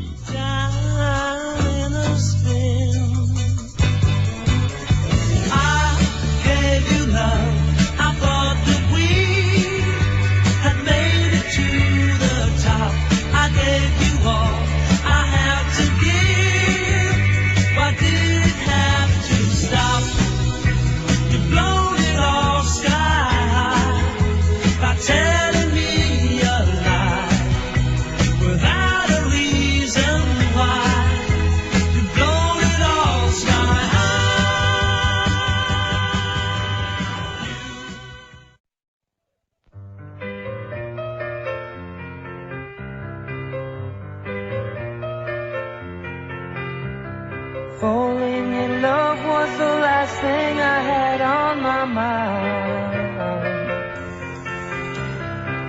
Holding you is a warmth that I thought I could never find.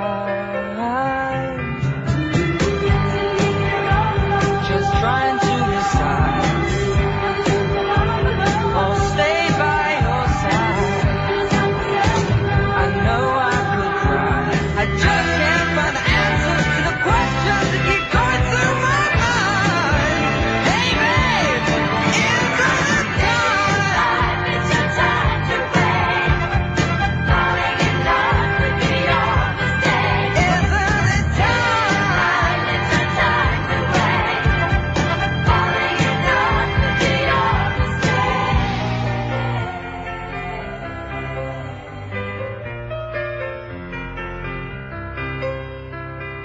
I've seen visions of someone like you in my life. A love that's strong, reaching out, holding me through the darkest night. You're listening to Art Bell, Somewhere in Time on Premier Radio Networks. Tonight, an encore presentation of Coast to Coast AM from September 24th, 1999. Charles Ostman is my guest, and we're talking about nanotechnology. Biological nanotechnology. Wild stuff, no doubt. Well, Steve Bassett made a big mistake. He just sent me an urgent fax, and he says, hey, Art, turns out the number I gave you for all the people to call out there at the White House, which is listed, he says, in the federal pages as the Presidential Inquiries and Comments line, and is open 24/7, routes all your callers into a Medicaid area, which is ridiculous and not good. Since we had people calling to screech and yell about releasing information and calling for congressional inquiries into what the White House knows about what's flying in our skies, when the Medicaid people get there Monday morning, I bet they're going to be really, really put off a little bit. You people better release that information now, damn it. We want an inquiry. We want to know what's flying around in our skies. And they're going to try to figure out how that applies to Medicaid. So I've got to give you the new number. The new number, Monday through Friday, is area code 202-456-1414. I'm still imagining these Medicaid folks coming in on Monday.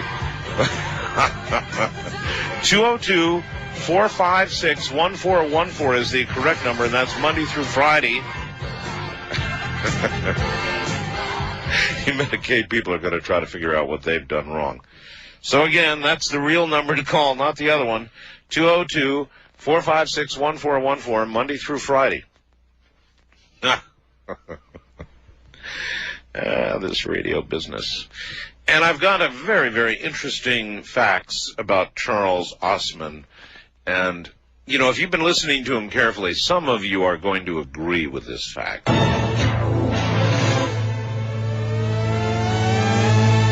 We are talking with Charles Ostman about nuclear technology. Charles Ostman is a scary guy if you've been listening carefully.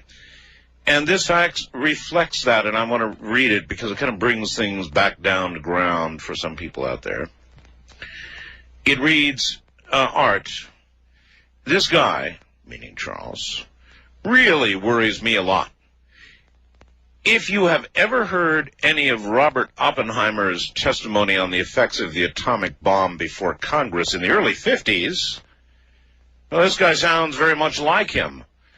I'm always scared hitless, he leaves out the S, that's hitless, folks, with an H, by anyone that uses the word trepidation instead of the word scared hitless. I only have a tested IQ of 130, so I hope they don't make one of these little critters that targets people with IQ tests of less than, say, 140 and causes us dummies to crave a great big drink of glycol antifreeze. But on the optimistic side, maybe I could marry a fat, ugly poor chick, buy a bottle of these little critters, and turn her into a beautiful, blonde, financial genius nymphomaniac. What do you think, Charles? Now, aside from the little ending here, which was humorous, although it does fire the imagination. Well, aside actually, from that, though, I mean, he's right. In a way, you sound like Oppenheimer did. Well, I mean, I see a lot of things, and I've had a rather interesting life for the past 30-plus years. I've seen a lot of technologies which would only sound like fiction to the general world. That's why I feel so compelled to explain carefully what I think is the truth as best as I possibly can, so that folks can, in their own minds, decide where things might want to go if they had more interaction with these processes. But I want to point one thing out. On one of your ads, you had a commercial for a product, whose name I don't recall, for age reversal or age suspension, you might say. HGH. Yes, well, thank you. The reality is that I have some personal acquaintances who are working on this precisely, but not to do with HDH, but really to go right into the cell and rearrange its physiology. You're talking about the telomeres? Telomeres is one, and there's some others which I won't go into, but let's just say this. I would say within 5 to 7 years, roughly, you'll see human trials somewhere, probably not in the U.S., but somewhere. As you well know, people can now, at their option, fly to the Bahamas, Mexico, other parts of the world, and get all kinds of treatments that aren't allowed here. This is what I was trying to come across in the last section, was that the world has become a singularity. Many of these gigantic pharmacology companies, who really have, like I said, billions of dollars at stake, they don't, if the FDA compliance situation isn't to their liking because of market share, timeline to produce, and so on, it'll simply spring up somewhere else, and it may or may not even be a U.S.-based company that does it. So would some other solution for arresting the aging process suddenly become a deliverable, at least to those who wish to purchase it? Probably so. Would this be dispensed to the general population? Probably not. Probably not. That's right. This represents an extraordinarily complex ethical issue, which I couldn't even begin to try to answer myself. But I do know that the tools that make that possible are very much within reach. In fact, there's a conference coming up, which one of my friends will be at, which I won't name, but about a month from now, you're going to have a bunch of biophysicists from around the world talking specifically about what part of the cell, what particular physiology, etc., and what proteinomic compounds might suspend or in some way change the pathology of aging. And this is seen as a science like any other science. To me, what this represents, as I was saying earlier, is an evolutionary threshold. We are being challenged, and I tend to view evolution as a trauma-induced process. What I mean by that is, if one were to devise a series of models, and this has been done, by the way, a lot of the folks in the artificial life community do this now with very large-scale computer simulations. They'll take two different ecosystems, model them, and say, okay, here's one system where there's not that much challenge. It's a very nice, pleasant environment. The organism, the system in general, tends to atrophy. It stays the same. It doesn't really do much except do the same thing over and over. In a different situation, however, if trauma is introduced and the trauma cycles over a certain periodicity and amplitude to not really kill the organism, but simply to challenge it, it will, as an operational xenomorph, reorganize itself to become more robust and therefore continue to evolve into a more substantial form. All right. Well, you're the yin, I'm the yang. Yeah, I know the work they're doing on stopping aging, even reversing it. I know about that. But you know what? There are a lot of world leaders who have openly suggested that the 6 billion people on the planet right now should be reduced to about 2 billion. Listen, I'm very familiar with the Paul Ehrlichman mindset. I understand this very, very well. As a person who is particularly focused on ecological concerns, and I've been in Brazil several times, so I've seen firsthand how things can go when they're not managed correctly. That's right. Yes, I do understand this, and this is just the kind of philosophical and spiritual paradigms that we're yet to try to adopt and to hopefully merge with our technological. Yeah, well, the same technology you're talking about would serve either purpose. Correctly so. All right, look, I want to let the audience ask some questions, all right? Sure. That'll keep us on the ground here. Hopefully so. Wildcard Line, you're on the air. I just wanted to say that I think Charles is getting a bad rap because he's said already a few times he's just the messenger of this I agree. Nanotechnology. He's not really trying to promote it. He's just letting us know about it. And but as the facts are pointed out, isn't that what Oppenheimer said when he was testifying there? I'm not really sure, but maybe he did. I just wanted to ask Charles if I was right in assuming by reading. I read some of this technology in a book, and I had never really thought of it before until I read this book, and I can't even remember the author's name. Doesn't matter what's right now. But what I was going to say is well, some of the other things that he hasn't mentioned is okay, like remember on Star Trek, on all the Star Treks, they have like this machine, and it can make food and drink. A replicator, of course. Right. And this is what nanotechnology can do too, right? Oh, this is the ultimate extension of to carry this a tad further. There is a company called Zyvex. It's the first commercial company to actually announce that they are attempting to build a molecular replicator as a business model. Now, how far they've gotten and to what extent I probably shouldn't go into, but let's just say the following thing. That there comes a certain threshold point, and I could argue the number of years, 3, 5, 7, whatever, it depends on money and who's involved. But there comes a certain point where the ability to break apart and reassemble molecules to either replicate an existing thing or to create materials which could not possibly exist any other way. That is the real essence of what nanotechnology in its ultimate inception would represent. Are you telling me we are 3, 5, or 7 years away from a replicator? It depends on whose version of a replicator you want to believe. The one he was talking about. Let me explain this further. In that context, you then have the extreme ultimate inception of a virtual commodity asset-based economic system. What I mean by that is, even today, even though it's all debt leveraged and the currency is totally floating on these theoretical values and so on, They're still the mimic of something connected to a physical commodity system that says we have tangible goods. The goods are manufactured by standard manufacturing techniques. Right. There is a material pipeline. We can trace out value. In this nano world, you have a system where the material goods have essentially no value, and the process of inception has essentially all the value. Now, could the world's economy... That's an impossible world. Well, this is what I'm trying to get up to. In other words, it's one thing to have an isolated example of an ability to create things at the molecular scale and say, aha. In other words, if I can take something like a microwave oven, Charles, and say, all right, I'm entering the following code, like you do in a microwave, and then punch start, and open it up, and have a Sony Walkman, then I'm not going down to Circuit City to buy one. That's a simple way of looking at it, but yes. And let me take it even a step further. A lot of people have asked me about things like elements, atomic elements, and let me explain this. Back in the mid-'70s, here at Lawrence Laboratory, we actually turned lead into gold. I'm not kidding. How it was done, though, was the following way. We used a linear accelerator called a LINAC and then pumped that into a cyclotron, into this device that's now called a bevitron, because that's how much energy held the particles. Oh. The point is, with enough energy, we could break apart and then reassemble the nuclei of lead and eventually turn into gold. However, let me explain. The cost of the energy at that time was so high that it came out to something like $30,000 a gram or something. So I can get an ounce of gold for under $300 right now. Well, please hold on. But if nanotechnology were applied, here's what you would get. Okay. Superconductive materials. That is, materials which can conduct electricity with virtually no resistance. And this is done now. I know what it is. The whole point is to create a more friendly version that can operate at room temperature, is mass producible, et cetera, et cetera, et cetera. Now, there's a lot of this already going on. Is it hidden away? Yes. There's a lot of military applications which are fairly obvious to think about it.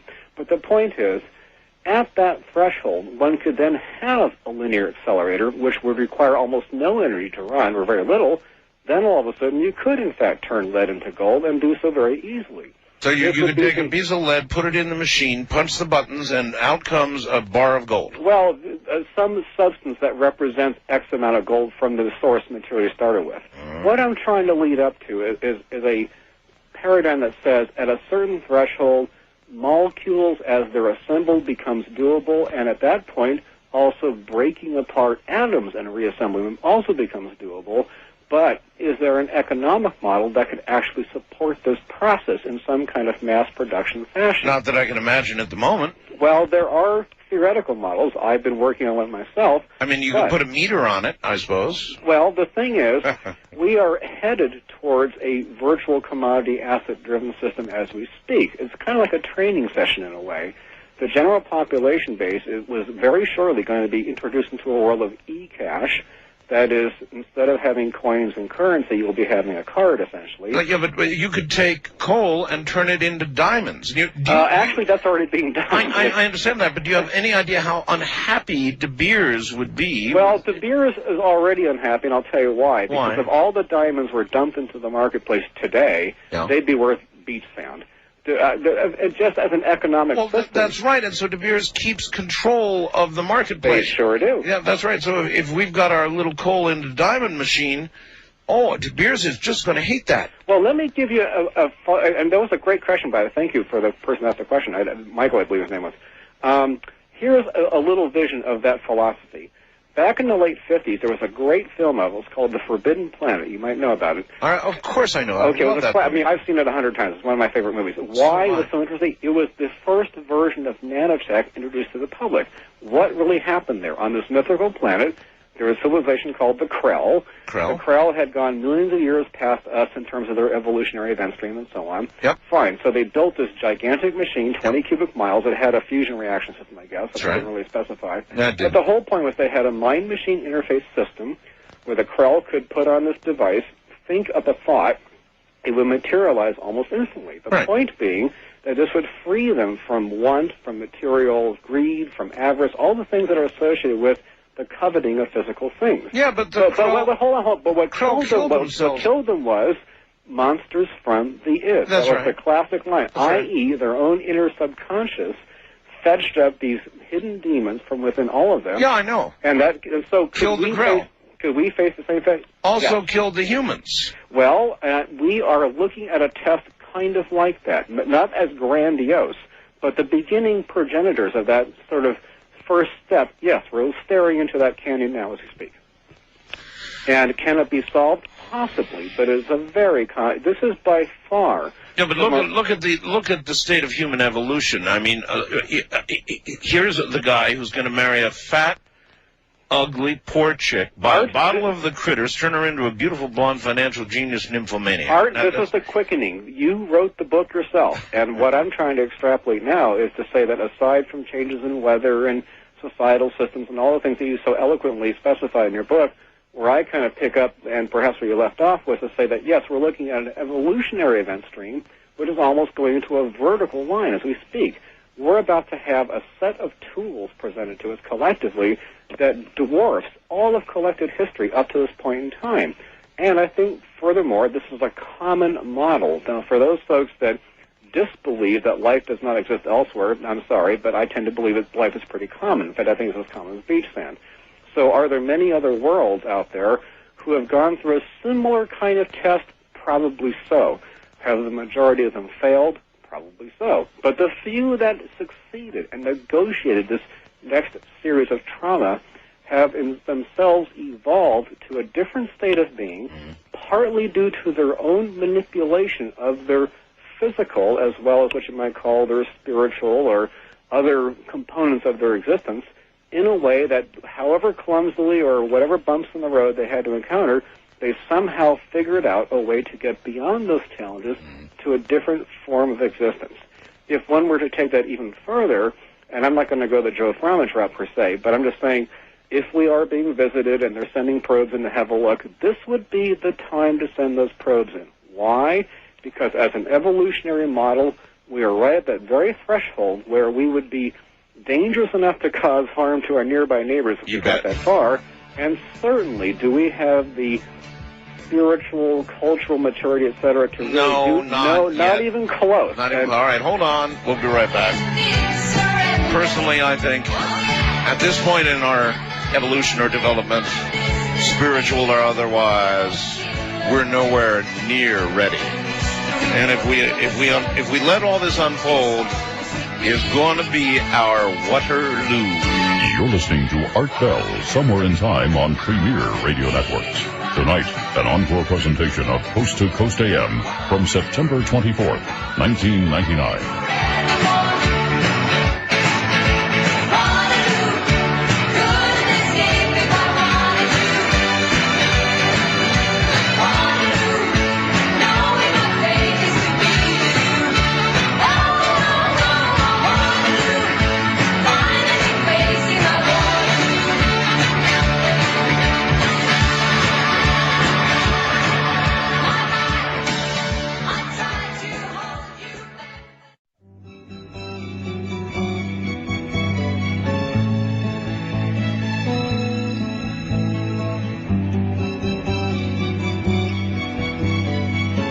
I'll walk away like a movie star who gets burned in a three-way script.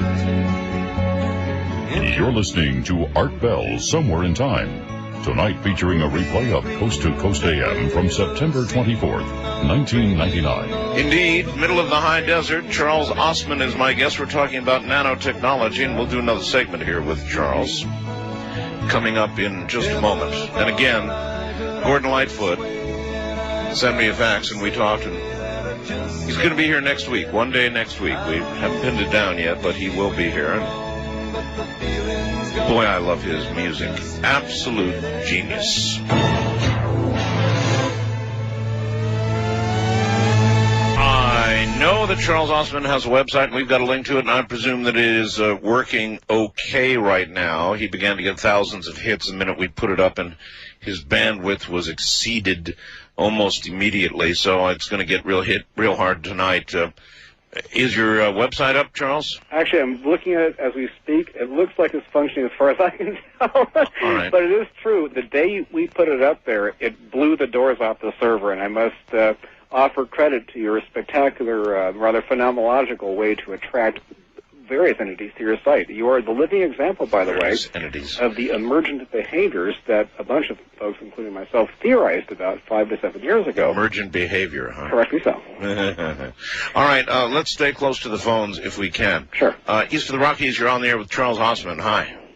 Hello, am I on the air? You're on the air, yes. Yell at us, you're not loud. Yes, Yeah, okay, I have 2 questions. I want to go way back to the beginning of Charles's presentation. Yes. When he talked about bonding molecules to silicon chips. Yep. Sure. Okay, after you butter something on a silicon chip, what is actually measured in the laboratory? Are you just measuring the voltage across the chip? Okay, that's a very good question, and I'll try to keep it fairly straightforward, because it actually is a fairly complex technology, but it comes in several different ways. A company called Nanotechnology, for instance, they've created, in fact patented really, a whole series of electrically programmable protein chips. And what I mean by this is that you have little tiny electrodes, these are a few microns across, which can be charged with a voltage pattern that will attract proteins which have been, they have ions embedded in them, so they have a certain charge status. When this occurs, the chip can be programmed on the fly to become a sensor, to become a hybridization unit, to perform a whole variety of tasks. It's essentially... Okay, but let me explain further. Okay. When a hybridization event occurs, the way to measure the event could be in one of several ways. Either a voltage potential changes. There's a company called Molecular Microdevices in Southern California. They actually specialize in producing a type of device. They actually bond rhodium atoms into a sort of a synthetic DNA-like molecule that when a hybridization event occurs, that molecule also binds with the process as it hybridizes, and a voltage potential at the pad site where the bonding is changes, so that can be measured. That's one way. Okay. Another way is to use fluorescing dyes. The dyes will change color when the hybridization of a particular kind occurs, and this is how companies like Affymetrix, Hysix, Symmetry, and a whole bunch of other companies, they're springing out like mushrooms really, can now scan for thousands of genomic hybridization events at the same time. How to know the mating has occurred. Exactly, and the precision and the ability to map color versus protein chemistry, as it were, is very, very precise. Okay, so there you go, sir. Voltage changes, chemical changes, whatever. Okay. Next question. Next question was, I was a little bit concerned how easily Charles just swept off, well, how scientists more or less make weapons. I'm wondering if he can make a list of scientists who really just stopped working in order not to make weapons. Let me see if I can rephrase it, and I completely identify with what you're saying. I hold the same concern, more than you can imagine. So many of the scientists who I've known personally over the years, their focus is very specifically to solve medical problems. They're looking for cures for diseases, prosthetic implants, what I call cellular cybernetics. There's an unbelievably wide range of that kind of work going on. However, it would be ignoring the obvious to suggest the same precise technologies could be applied as a weaponry system. Here in this country, what I have personally seen has been defensive.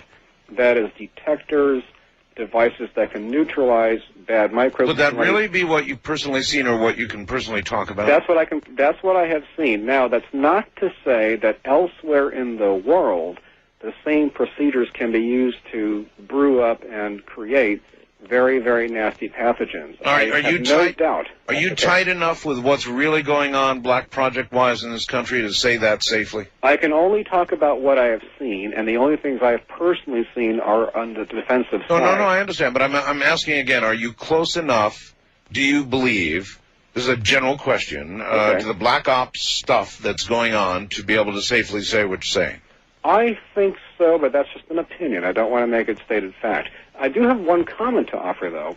I know there's been a lot of concern about contrails. I myself saw them twice. I'm so glad that you have said this, because here's somebody sent me a fax, and they have this wonderful question, very technical, but at the bottom they say, hey, Art, please don't ask this, but what is his, this of course is what I'm going to ask, what is his position on contrails and possible vector systems. That's exact. Well, he used the right set of words. I think he's onto something. So let me see if I can clarify this. Going back 20 years or more, back when both the Soviets and the U.S. and the French and British and a bunch of other folks were in Africa and perhaps elsewhere experimenting with all kinds of strange, these were mildly modified, to put it politely, currently existing microbes. The world of synthetic microbes didn't exist then. So they were playing around with traditional sort of viruses, but also a bunch of new ones that were being discovered because of the peculiarities of these various environments. In fact, Laurie Garrett, who wrote a book called The Coming Plague, which actually is a very good book. It's very factual, packed with lots of very technical information. Yep. She herself's a bit of an interesting character. You have to sort of understand who she is before you can talk with her, but her book is very good, and I actually talked with her personally myself. She refused to come on the air. Yeah, and I understand this, and that she has a particular way of being. But nonetheless, as an epidemiological trend, what has been going on around the world has been extraordinarily rapid changes in environments, the eradication of various species and whole species systems, etc., which would amplify or catalyze various microbes to either mutate to a different form or to find a new food source, for better choice of words, or to in some way rapidly change their existence patterns in an otherwise stable environment. So suddenly you had all these strange, like hantavirus and so on, popping up out of nowhere. You combine that with rapidly changing sociological migration patterns. In other words, never before in history have so many humans been moving around all at once in such huge numbers. Correct. All these things, including water table changes, changes in soil. I mentioned earlier the huge sort of agribusiness conglomerates that terraform an entire area of land that completely changes the ecology, et cetera. Okay, fine. So all these things added together create this unusual circumstance that's never happened before in history that we know about. So, of course, a lot of new microbes are going to suddenly pop up. But that was then. What we have now is the ability to take that a lot further, if one were to choose, to synthetically sort of just invent the microbe to suit the purpose in question. So the answer to this question goes as follows. It is my belief that if we were to prepare for the potential of a biological attack, and this is why I go back 20 years ago, back then the biowarfare devices that were being brewed up were essentially either artillery shells or airborne bombs that were designed to stay in air for a certain length of time. They would use parachutes or fins and so forth to delay their trajectories so they could have a certain cone of radiance, have a dispersal pattern over X area for X time, and so on. Well, obviously, the next step up from that is to put something at higher altitude with a very high persistence dispersant of some sort, some kind of oily-like substance that could contain the microbes in question over X amount of temperature, wind, and so on to cover a certain area. Okay, so if it were the case, and having seen what I have seen in terms of defensive systems, detectors, and things I won't go into, would it be at least possible that we would try in some hopefully neutral way to use a aerosol dispersant test to see what the response would be? That is in the one narrow area that I might understand how contrails would be used. And I personally, twice, once in Los Angeles, saw these circles in the air, and I used to fly myself, and I go to the air races, and I have friends who fly and so on. So I've seen a lot of airplanes. I know what they look like. I'm very familiar with all this stuff. These were not your garden variety contrails. These were very different. These were perfect circles, like somebody had drawn them in the sky with a pen, and they were staying in the air for a long time. I was really quite surprised. I know. And then later, this was just a few months ago, I was driving through the Central Valley. Sure enough, there were these cross patterns in the sky, and my friend, who was an ex-pilot, looked up and said, "Charles, what the hell is that stuff up there?" And I said, "Beats me, but nothing I've ever seen looked like this." And we both actually pulled over and just got out of the car and looked for a while. So I would suspect, just as an opinion, that as a accelerated defensive testing scenario, this could be what that is. Just testing. Exactly. Oily testing. Well, and would there be biological agents immersed in the oil? Of course, but it would be a way to find out how to respond to an enemy attack. They would say, and they would say harmless, so that we can respond. Well, this is just my opinion, and it's the only thing I can figure out that makes any sense to me personally. Gotcha. All right. Wild Card Line, you're on the air with Charles Ostman. Hi. Well, thank you, Art, for having me on. Sure. And and Dr. Ostman, I think you're a genius as well as Dr. Smollett Rice, and I was just listening to your comment on the microtubules, the carbon microtubules that could be aerosol vectors. Well, the microtubules, that's a whole separate world. Dr. Smollett Rice University, who should be credited with having invented really a whole kind of manufacturing system to mass produce what are called fullerenes. This is a wonderful invention, and it should not be in any way somehow codified as being part of the sort of bio-war world. That's not the case at all. What the carbon fullerenes are, they're a device. They're a molecular scale device, either spherical or tubular, and there's a whole bunch of configurations now, that can contain atoms or molecules of other materials. Why is this relevant? Because this is a real breakthrough in order to be able to build matrices of materials that could not otherwise form, including, by the way, superconductive materials, using rare earth materials that could be assembled in a very specifically repeatable pattern from which things like electric motors for cars or solar cells, or in my particular flavor of interest, biometric devices and or sensors that would be very, very sensitive to extremely minute voltage fluctuations in the brain, i.e. a pathway for mind-machine interface. And there's a whole plethora of things that come out of the fullerene world, which I think will have a very positive effect on near-term products. Yeah, I do too. You're talking about the 60 and 80 carbon. Well, actually, yeah, and it goes far beyond it. There's a whole flavor of these, and just for the audience, the numbers relate to the number of carbon atoms that are geometrically arranged in these various patterns. Yeah, but that's not really my question. I'm sorry. That's all right. I appreciate you being here. But, yeah, my question is really, you've talked about the PP, what did you call it, 53? Yes, the protein 53, exactly. Yeah, to me that sounds like a messenger ribonucleic acid. That is exactly what it is. That's precisely what it is. And the science of messenger proteins is a very big field. It's exploding, to put it mildly.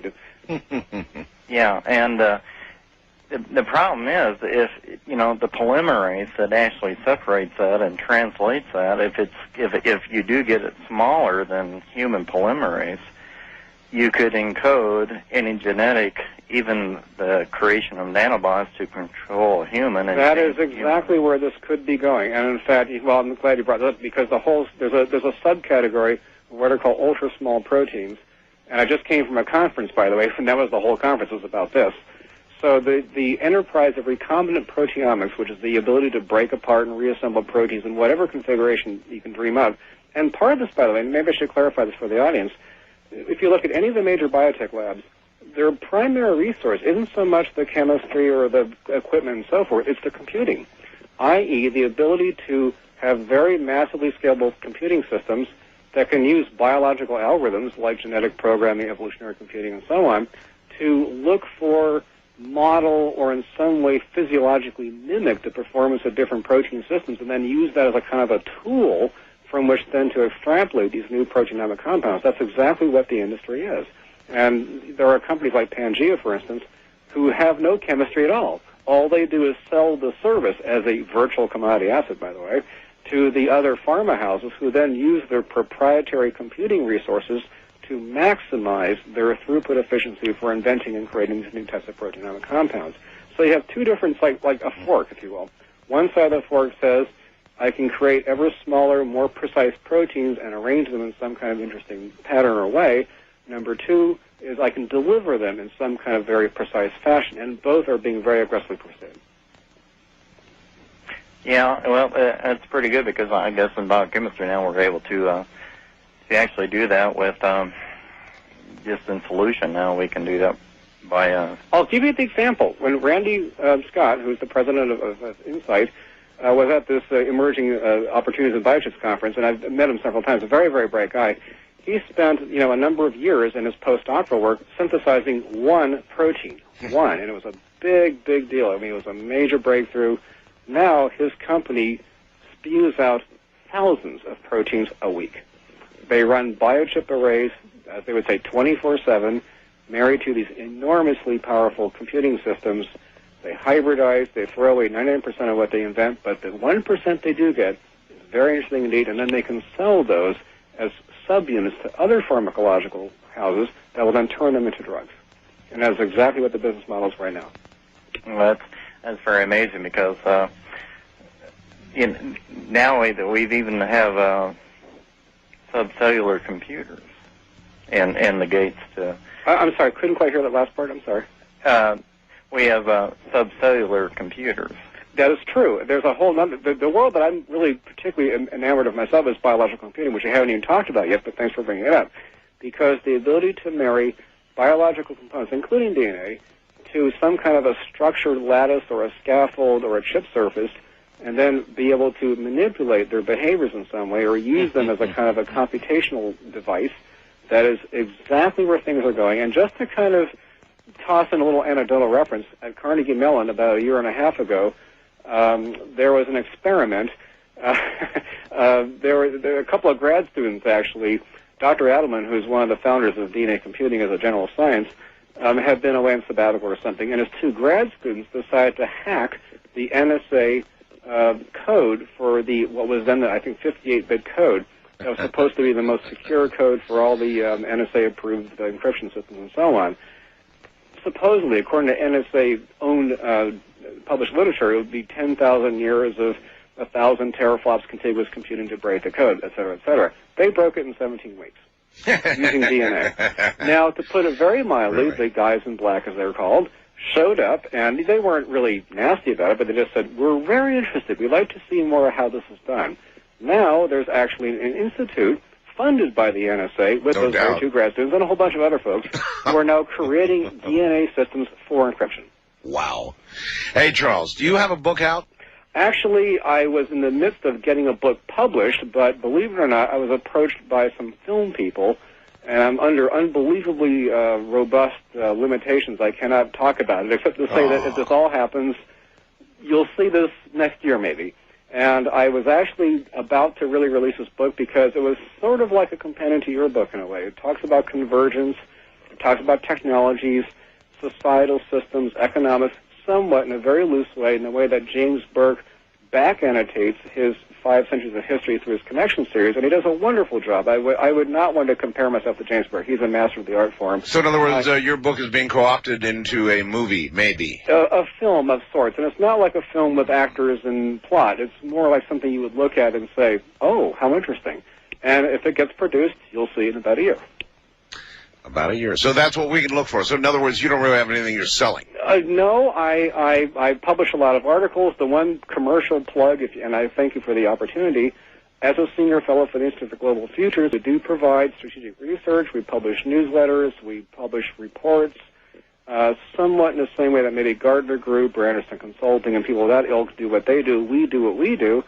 And it was actually founded by Dr. James Canton, who in fact served on one of President Carter's science advisory boards. Okay, can they find their way to this through your website? Yes, there actually is a link in there. Now, I have to apologize. Because of the Biota server crash, a bunch of the pages got sort of scrambled, and we, at the last nanosecond, as it were, sort of put all the pages back up on different servers, so there might be a couple of gaps in there. But there should be a reference for the Institute for Global Futures. It's here in San Francisco.